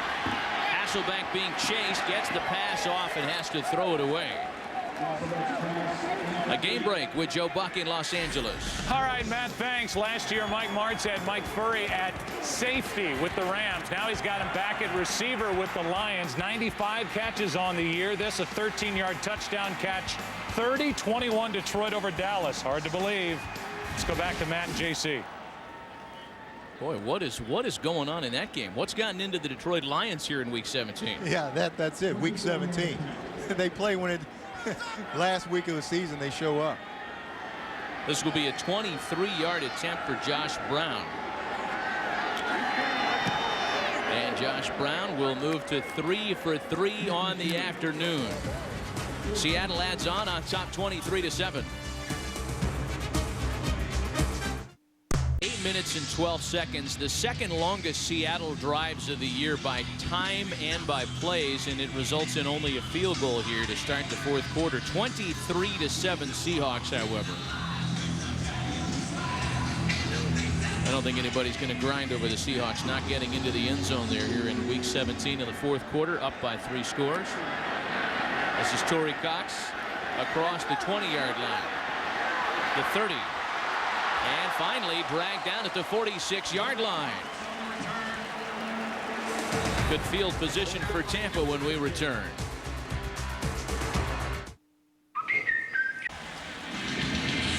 Well, you see Seattle still has their starting defensive unit out there on the field, even though they're up 23-7. But I think offensively, when they get the ball back, I think Matt Hasselbeck, Sean Alexander, you got to start thinking about taking those guys out of the game. You've accomplished just about everything you wanted to accomplish, and now you have to start making sure you're injury-free. You've already lost Kelly Herndon. Darryl Tapp gets into the game, and the flag, undeterred, he wanted the football. False start, snap infraction on the center, number 76. 5-yard penalty, still first down. John Wade guilty of the penalty. That'll march him back 5 yards, so it'll bring up a 1st and 15 now for Tampa. You know, I talked about losing Kelly Herndon. They've also lost Leroy Hill, their linebacker. He's got a concussion today, so he's out of the game. You can see Bentley, number 57, in, replacing him. Tapp getting a little squirrely once again on the end. Rattay's pass is caught by Michael Pittman across midfield and into Seattle territory. Joe Buck in Los Angeles, what do you have for us? Well, this is what I've got, Matt. I've got Chris Henry, 66-yard touchdown catch from Palmer. 9th touchdown of the year for Henry. It's now 10-7 Cincinnati, trying to keep their playoff hopes alive. Let's go back to Matt and JC. A very faint light still on in Cincinnati. Yeah, there you guys. Still got a shot. Need a lot of help, though. Back-to-back first down passes completed by Tim Rattay as they march inside the 40 now. 1st and 10 Bucks. The quick offense and the quick pass is complete down at the 35-yard line, complete to Anthony Becht. Just the 18th reception of the year for Becht. Seeing a lot of time today with Alex Smith inactive. And you know, this no-huddle offense, every time they run this, they seem to move the ball. Yeah, I don't know why they get away from it and stop doing it, but they seem to move the ball better out of that personnel package. Good for a first down here is Ike Hilliard. See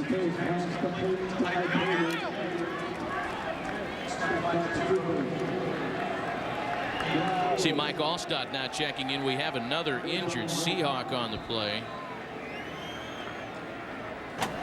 Oh, boy. You just might see Mike Holmgren rotate all the starters out the way this one's going. And it's another defensive back, Jimmy Williams. We'll be right back. Okay. Seattle Seahawks already have lost Kelly Herndon today in the first quarter. They're without Marcus Trufant and now perhaps without Jimmy Williams. And Jimmy Williams really is not even in the play. Look at him just coming in, holding him up, and then just gets his ankle rolled on. Mike Allstott is good for a first down after they measured it just shy. Well, listen, we're trying to find out what the record is for the oldest DB in NFL history. I'm stretching out, man. They're short down there. They're, come in, play off run, play some cover two.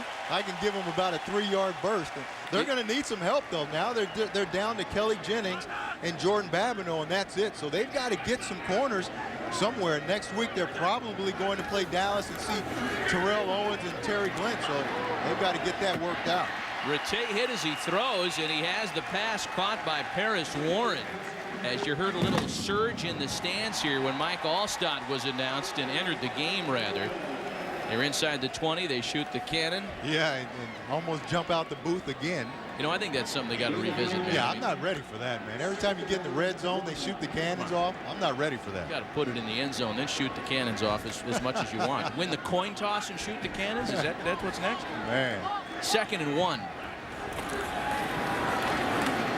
And Pittman's good for another Tampa first down. So Tampa, like Seattle in their last possession, with a good long drive here. A drive that began in good field position at the Tampa Bay 45. They're inside the red zone now. Another tight end, Doug Jolly, will check in for the Bucs on 1st and 10 from the 16-yard line. So that secondary position for Seattle really has the potential to become dire. Rattay's pass is caught by Joey Galloway, fighting for extra yardage and down at the 7-yard line. Wow. And did you see that block by Michael Pittman? Came back, peeled back on Michael Boulware and knocked his helmet off. He didn't knock Boulware down, but he knocked his helmet off. Michael Pittman with those 19-inch guns. Going to see him. Watch Boulware 28. Pittman's just going to peel back on him. He actually sees him. Still gets his helmet knocked off. Well, he's seen everybody in the secondary around him go down. He didn't want anything to do with Michael Pittman there. 2nd and 2 now. Rattay keeps it. And he lays a shoulder into Jordan Babineau and gets inside the 5.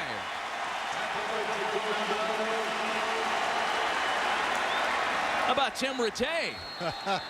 Hey, it's week 17. You don't have to worry about bumps and bruises. You have all off season to heal up.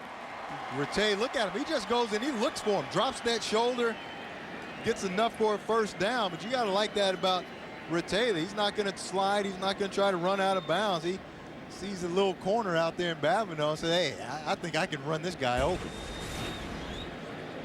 An injured Buck on the play. It's Sean Mahan, the left guard.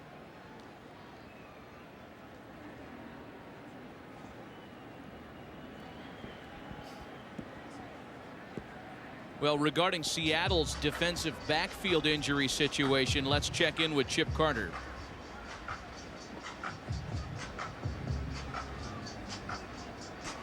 Thanks a lot, Matt. Just took Jimmy Williams to the locker room. He is out for the rest of the game with a knee injury, serious knee injury to his left knee. All right, Chip, thanks. Those are not good pictures to see a guy being carted off the field. Wow. So they're going to have to bring some guys up. If they have any on the practice squad, they're going to have to go out and try to sign some guys. And the problem is, who do you sign this late? If the guy's any good, he's already on somebody's roster. And it's one thing to sign a guy to back someone up. They're down into the 1, 2, 3 deeps now. And there's a look at it. Trufant went down last week, inactive here today, injured last week against San Diego. Herndon went down in the first quarter today, and here in the second half they lose Jimmy Williams. And so anybody that they play next week, and looks like they're probably going to end up playing the Dallas Cowboys, you know, Tony Romo, Terrell Owens, Terry Glenn, they've got to be licking their chops when they see what's going on and they look at this roster, this secondary, in particular the cornerbacks that they'll be lining up against next week. Is that your cell phone ringing? Yeah, right there. I'm stretching as we speak right here, trying to get these old hamstrings I hear the UW fight song. That must be your cell phone. Oh, man. Jeb Terry has replaced Sean Mahan at left guard for Tampa. This will be the 10th play of the drive for the Bucs. Mike Allstott is in the backfield. They go with the bell cow. Allstott down to the 3-yard line. Just keep giving it to him. I mean, you're down 23-7. You're out of the playoff hunt, of course. Well, he's not had a great game today. He's fumbled the ball. Just give it to him a couple times. Let him try to smash that thing into the end zone. This crowd would go crazy if that happens.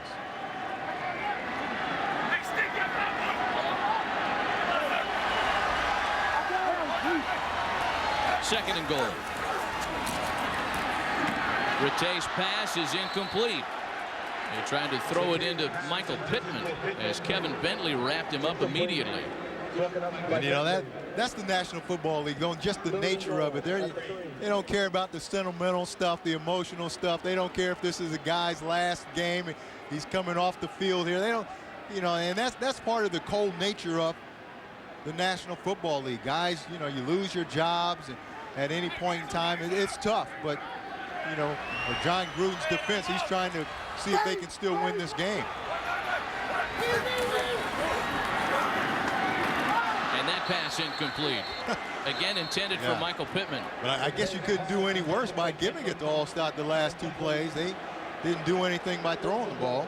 Boy, I'm telling you, there are about 60,000 people here that you know, would like to see Mike Allstott get 4 cracks at the goal line here inside the 5. Well, they may not get this close again. So, you know, like I said, but that's the sentimental part of the game, and you know, coaches don't really get into that. They split Michael Pittman out wide and empty backfield for Rattay on 4th and goal.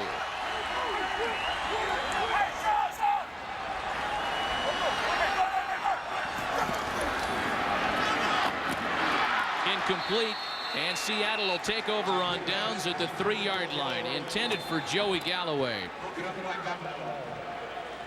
A disappointing end to a 12-play drive.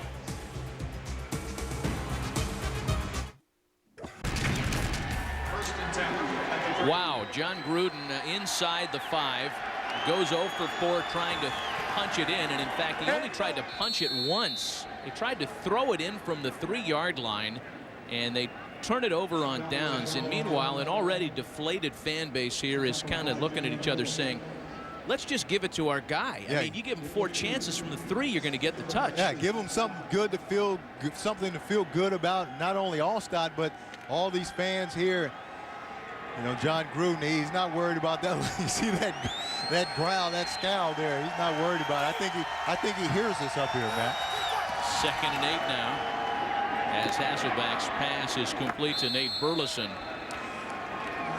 You know, we saw this graphic earlier about possible coaching changes, and John Gruden's name has been rumored a little bit, but if you ask the fans after that last series, he goes to the top of that hot seat list right there. These fans aren't happy with John Gruden not allowing Mike Allstott to at least have a chance to punch it in. You know, and to your point, I know that Coach Gruden isn't concerned about sentimentality and he wants to score the touchdown, but what is that? I mean, so if they score the touchdown passing the football, if he thinks they have a better chance to throw it in, who cares? Really? I mean, I think this guy's doing the same thing right now. Yeah, everybody's questioning. And in the season that has been, you know, as bad as their season's been, you know, you give the fans and give yourself something good to feel good about. You know, and Mike Allstott's last game, obviously, here. But again, you know, when you're a coach, you don't think about all those things during the game. You're just trying to get a win, and you're not worried about the sentimental value. And, you know, it's a guy's last game, or if it's not, you know, who knows? Oh, boy. Well, if you can't worry about the sentimentality in Week 17 of a season that got away from you in Week 6, we remind you to stay with us. The second game of our Fox NFL Sunday doubleheader is coming up, in a game that will be a very important one for the Philadelphia Eagles. Seattle's first 3 and out this afternoon. And the Plaquemire punt was almost swatted away. We've got a flag on the play as Plaquemire may have been roughed. And Mark Jones returns the punt across midfield. And whether this is the 15-yard variety or the 5-yard variety, doesn't matter. It's going to be a first down for Seattle. We've only got 3 yards to go. You see Plaquemire's just going to come in. He's going to run. I mean, Plaquemire gets hit. Running into the kicker. Defense, number 50. 5-yard penalty results in a first down. That's Jamie Winborn. You know, just a mental error again. You know you can't touch the kicker, the punter. If you're going to try to go after, you've got to take an angle so that if you miss him, you're not going to run into him. And that's a good call. Obviously, Winborn's upset about it, but that's a good call. With only 3 yards to go, it gives the Seahawks a first down. And so with 7:13 left on the game clock and a game seemingly in hand for Seattle, we take one look and see the starting unit still on the field.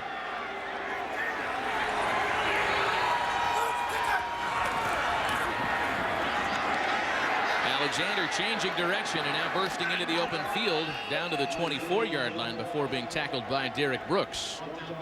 And if I'm Mike Holmgren, I'm done. I've seen enough Shaun Alexander. I've seen enough Matt Hasselbeck. You got 2 injuries to your secondary, so you know that injuries obviously have occurred today, so you're aware of it. Get those guys out of there. You can't afford to lose a Shaun Alexander or Matt Hasselbeck going into next week. Not at this point. 6 minutes, 40 seconds left in the 4th quarter. Get them guys out of there. 2nd and 1. See, the offensive front is still in check from where it was when we kicked off earlier this afternoon. One final from around the league early, and in nothing even close to an upset, the Jets take care of the Raiders 23-3. So the Jets win. They're in. Well, we know how good you are at second guessing the officials, JC. How about first guessing who's going to win the Super Bowl this year? I have the San Diego Chargers. LaDainian Tomlinson on a tear right now, just doing it all, catching the ball, running the ball. Phillip Rivers doing a good job in that defense. I think their defense is as good as any defense in the league. Sean Merriman and company, and you can say what you want about Sean Merriman and, you know, the suspension because of the steroids and stuff, but he's back now and he's playing, and that defense is tough. It's pretty tough not to like the Chargers, who are just a win over Arizona away from a 2-loss season. Hasselbeck keeps it. And a spot that will likely credit Seattle with a first down. And people around the league, and coaches especially, always say you win championships with defense. And Tampa Bay won their championship here with defense, and they were one of the best defenses in the league. And Monty Kiffin there is the coordinator. And that's why I think San Diego, with the way that they play defense and how aggressive they are, that front seven, they've got as good a shot as anybody. And offensively, they can put points on the board. You know, that's why Chicago, obviously, they play great defense. I think Rex Grossman, their offense is a little limited. And same with the Baltimore Ravens. So I think San Diego right now is my pick. San Diego wins and they clinch home field advantage. This is Alexander with a convoy in front of him down at the 31-yard line. Ryan Neese dragged him to the ground after a gain of 7.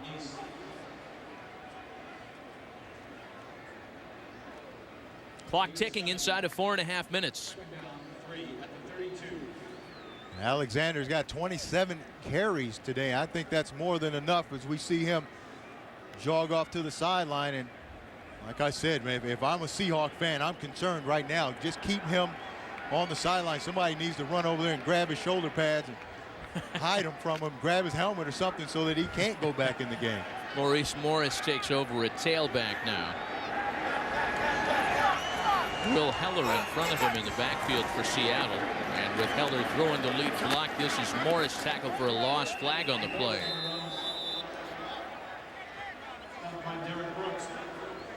Maurice Morris filled in for Sean Alexander when Alexander was on the shelf for a lengthy period of time, and it seemed as though just as Maurice Morris got his defense, number 95, 5-yard penalty, first down. It's Chris Hovan guilty of the hold, but just as Maurice Morris got going, then Alexander got healthy. And their running game, that really helped their running game, because now you got a 1-2 punch. When Sean gets tired, gets winded, obviously Maurice Morris can come in, and he really started to get into his groove the last couple of weeks before Sean got healthy. One thing that Maurice Morris did not experience in that time filling in for Alexander was pay dirt. 0 touchdowns for Maurice Morris on over 150 carries.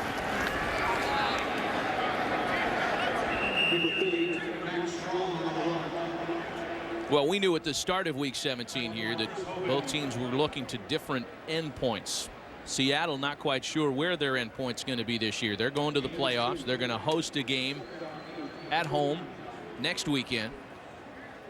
For Tampa, they're already looking at 2007 and beyond. No question. In Seattle, they're a dangerous ball club because they're getting healthy offensively at the right time. They got into a little better rhythm today, a little better flow with Alexander and Hasselbeck, but defensively now the questions are at the cornerback position. That's the big questions now for them, and injuries have been a problem for this entire team all year long. Morris down at the 40, another flag on the play. Well, the Bucs had gone to the postseason 6 of the last 9 years. Along with the Packers, that was the most in that 9-year span in the NFC. You know, we talked about them having to find that franchise quarterback. Defense, number 95, tackling the player. 5-yard penalty, automatic, first down. That's 2 for Chris Hovan in a matter of a couple of 3 plays. But, you know, the other thing Coach Gruden told us is defensively they've got to retool their defense and get some pass rush up front. But when you look at this defense as a whole, they're getting older. And so you got to retool. You got to get some younger guys in there. They've only got 1 guy from their starting defense on week 1 that's under 25 years of age. So these guys are getting up in age. And you got to start thinking that at some point in time, these guys aren't going to be able to go. Derek Brooks is 33 and Quarles is 35. Spires is 32. So they've got some guys that are getting up in age. Morris tackled at the 45. I mean, when you look at the starting defense from, you know, opening day, look at how many guys are over 30 years old. You know, 30 or over. There's 6 guys right there. And McFarland was 29. He's traded away, of course, but Hovan is 28. He's 29 now. So they've got some guys that are getting up there. 2:48 left on the season clock for the Bucs. Here this afternoon in Tampa. And if we go back to it one last time, just to pay it off, did in fact Mike Holmgren get what he wanted to see today, JC? Well, I think for the most part, but the first thing he wanted was to stay injury-free, and they've had 2 big injuries, but everything else has gone pretty much to plan, except for the defense giving up the big plays, and then again, like I said, the injuries. Maurice Morris around the corner for a Seattle first down as we check in again with Joe Buck in Los Angeles. All right, Matt, thank you. There's a reason why Detroit has only 2 wins. There's a reason why T.O. only talks and wears Santa hats after big Dallas losses. 56 yards. Cowboys back out in front by 1, trying to keep their chances alive to win the NFC East. Back to Matt and JC. Joe, thanks. And if I were a Seattle Seahawks fan, I would be very, very concerned with that Dallas passing game. Yeah, you don't want to see T.O. dancing in your end zone next week. Man, those guys better get a lot of rest. Kelly Jennings and, yeah. Jordan Babineau get a lot of rest, a lot of film study. It's all on them now. Might want to take a cue from the old slap shot guys. Foil up. I mean, wrap it up and get out there, and they are undermanned at this moment in time. I'm sure that roster is going to change before they head home for that playoff game. But boy, yeah, big setbacks today. I bet you Tim Ruskell is searching the wire right now, searching anywhere that they can try to find somebody to sign. Maurice Morris shy of a first down across the 40-yard line. Do you think Dion's called? Yeah, he'll volunteer, wouldn't he? Just got to know when to say when.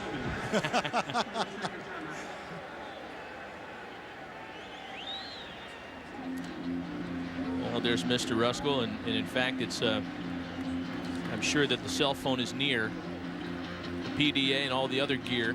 Oh yeah, he's talking to a guy in the stands right now that played corner in college. Hey, meet me at the tunnel. Come on down, man. Got something I need to talk to you about. A reminder, Game 2 of our Fox NFL Sunday doubleheader follows ours here in Tampa. And you talk about potential changes in 2007. It's been a disappointing year for the Atlanta Falcons, a resurgent year for the resilient Eagles, who've been able to fight through all the injuries and adversity that come along with it. Yeah. Tim Ruskell, he was pointing to me up here. Hey, bro, I can't help you, man. I'm too old. I've got nothing left, man. Good to see you. You're my guy, man. But hey, no 40s left in me.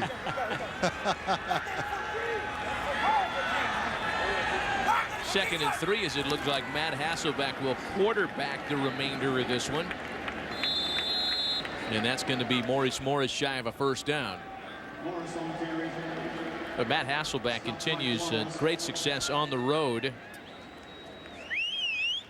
If you put this one in the win column, he'll move to 9-3 in his last 12 road games. Clock will tick down to the 2-minute warning in Tampa. 23-7 Seattle.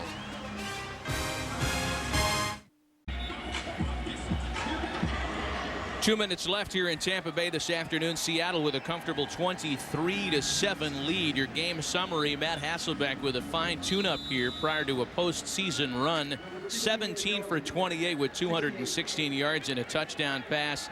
The bad news for Seattle is their secondary already at less than full strength. Lost 2 more bodies today. Maurice Morris on the hand across the 40 and still going. But for a Seattle, my friend, I know I got heavy at times during the year. That crook in your neck, I'll pay for the chiropractor. All our guys in the truck, man, great job. PT, Rich Dewey.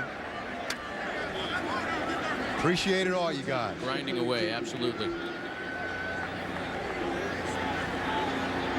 So the Seahawks will indeed close out the regular season with a couple of Matt Hasselbeck knees.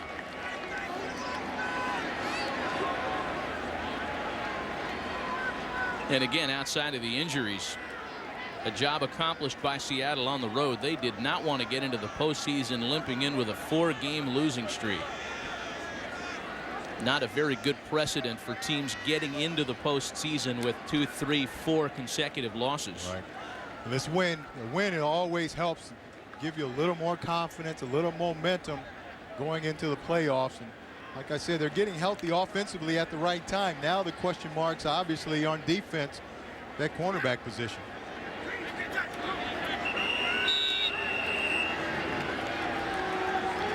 That's going to do it. 23-7 is how this one ends in Tampa Bay. You'd like to say that the Seahawks got healthy to get into the postseason, but that really would be a misstatement. They were able to win. They certainly stemmed the tide of a 3-game losing streak, but getting healthy is probably not the way Mike Holmgren would describe this road victory today. And there you see Mike Allstott. More than likely, last time you'll see him in Buccaneers uniform.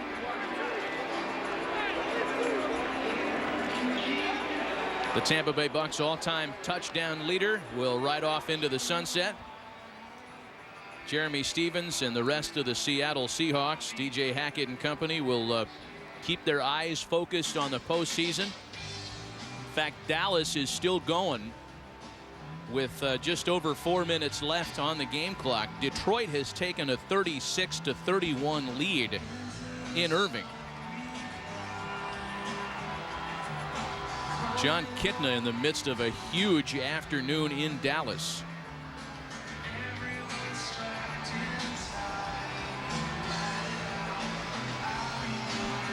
23-7 Seattle, the final score, and the Seattle Seahawks can set their sights on the postseason as Mike Allstott again is escorted off the field. There will be some changes here in Tampa Bay, no doubt. As we discussed earlier in the telecast, Mike Allstott riding off perhaps just the beginning of a number of changes that the Bucs will go through. 23-7 Seattle, our final score. For J.C. Pearson, this is Matt Vasgersian thanking you for joining us. Seattle wins the regular season finale. We send you now to Joe Buck with the AT&T Game Break Show in Los Angeles. The Cowboys. In his ability coming into today's game was Tony Romo. And he's played pretty good. He's made some big plays in the last series, and he's getting another opportunity here right now. We welcome those of you who have been watching the Buccaneers and the Seahawks. Tony Romo lost the football, and it is still loose, bouncing around. Lions say they have it, and they do. Kalimba Edwards recovers the second Tony Romo lost fumble of the afternoon.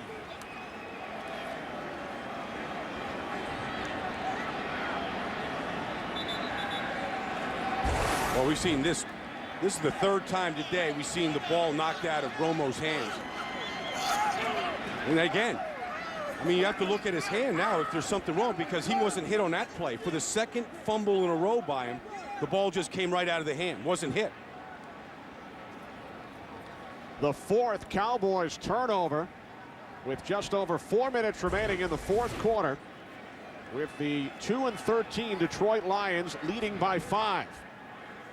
John Kitna has already thrown 4 touchdown passes today for Detroit. Bill Parcells can't even look. Marlon Harris takes it down close to the 10-yard line. Now, you know, the Cowboys came in with problems today.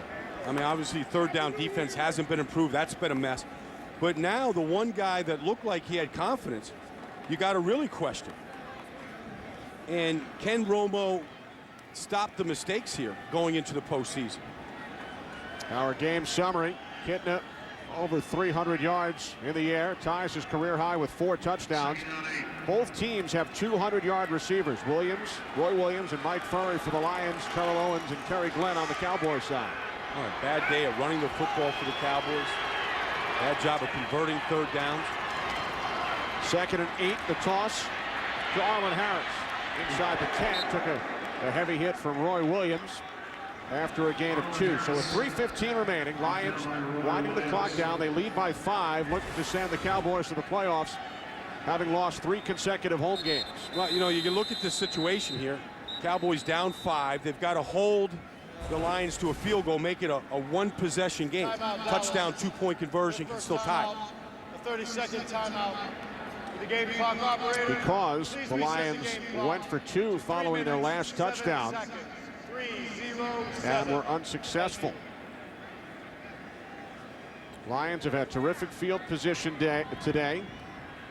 5th drive started in Cowboys territory, and they've scored 24 points on the previous 4. Well, that's turnovers. That's good punt returns by Eddie Drummond. A lot of these things that just good teams don't do, playoff teams don't do. Aren't supposed to do it this time of the year. Mike Martz, you know, he can be out there a little bit, and I tell you, his offense is fun to watch. In St. Louis, here in Detroit, he'll give you a full day. Harris on 3rd and 6. He stopped about 2 yards shy of the first down. Bill Parcells wants a timeout. And the Lions will send out the field goal unit. Mike, you said a moment ago, a successful field goal would keep it a 1-possession game. Cowboys would need a touchdown and a 2-point conversion. So Jason Hansen, who has already hit 3 field goals today, will try for a 4th. Great job by our entire crew here in Irving, Texas. Producer Chuck McDonald, director Michael Frank. Our associate director is Bob Grossman, broadcast associate Billy Proctor, technical producer Larry Barbasulis. Studio show produced by Scott Ackerson, directed by Bob Levy. The vice president of production is Jack Simmons. The senior producer is Bill Brown. The executive producers of Fox Sports are Ed Gorin and David Hill. And our stat crew, Eric Merlis, Ben Bowman, and Brian Martinez. 23-yard attempt for Hansen. Harris is the holder. Hansen has made 13 in a row. Now 14 consecutive field goals, extending the Lions' lead. It is now 39-31. Roy Williams with the first of his 2 touchdowns. Marion Barber. And then Patrick Creighton. Roy Williams again.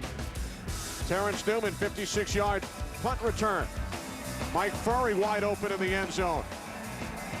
Terrell Owens, 56-yard touchdown reception. And Mike Williams. 39-31 Detroit. Just under 3 minutes remaining. The Lions win and the Cowboys would finish in second place. Head to Seattle next weekend. Should the Cowboys come back and win, they would need the Eagles to lose to finish in first place. And in that scenario, Dallas would host the New York Giants. The Lions look like a team in this NFC, and we know how weak it is, that could lose 7 games in a row. I mean, this is against a playoff team on the road on New Year's Eve. You think, okay, how does Rod Marinelli keep this thing together, keep the guys from thinking about what they're going to be doing next week on the golf course, traveling home? Lions have not won a road game all season. No. In fact, they hadn't won on the road since last Christmas Eve a year ago in New Orleans. A win that cost them the 2nd overall pick. They wound up selecting 9th. And they chose Ernie Sims. Matt Leinart was available. Lions went with the defensive player, and Leinart was selected with the next pick by Arizona. Miles Austin on the return for the Cowboys. Good return out close to the 35-yard line. So good field position for the Cowboys. Coming up, the second half of our Fox doubleheader. Many of you will see the Eagles and the Falcons. 49ers visit the Broncos. Chargers host the Cardinals. It's all coming up. Second game of our Fox NFL Sunday doubleheader. It is a final in Minnesota. The Rams beat the Vikings, so that means the Giants are in. It does not matter what happens with the Packers and the Bears, so the Giants are the number 6 seed in the NFC and will play the division winner, either the Eagles or the Cowboys, next week. Romo and the Cowboys start from their own 35. Little jump pass complete to Marion Barber, and Barber takes it out to the 42 for a gain of 7. He had to jump over and get that ball over the linemen's heads that time to get that ball completed. It shows you the athletic ability that he's capable of doing. Well, Otto Graham in that throw. Cowboys need a touchdown and a 2-point conversion. They have 1 timeout remaining. Barber picks up the first out to the 49. Now the Lions have surrendered a lot of fourth-quarter leads this year. I mean, they've made some bad plays. They've found different ways to lose. So there's not a confident guy in this Lions defense right now that thinks that they can absolutely, with certainty, shut this team down. 4 wide receivers from midfield. Romo steps up, dumps it off. It's Barber again. And this will take us to the 2-minute warning. With the Cowboys on the move.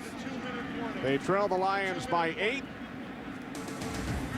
We'll return after these messages. Affecting the NFC playoff seeding. We have narrowed it down following the Giants win last night. The Rams win clinches a playoff spot for the Giants. They will face the division winner, either Dallas or Philadelphia, and the Seahawks will face the team that finishes second in the NFC East.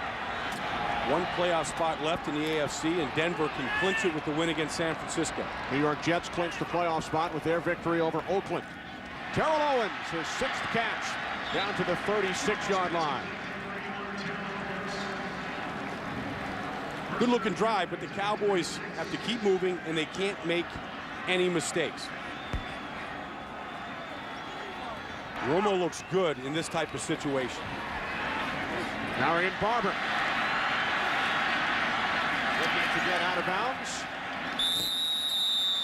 Takes it down to the 29-yard line, a gain of 7. You know, this is just a classic case of just taking what the defense gives you. Not trying to do too much, not try to scramble around and make a lot of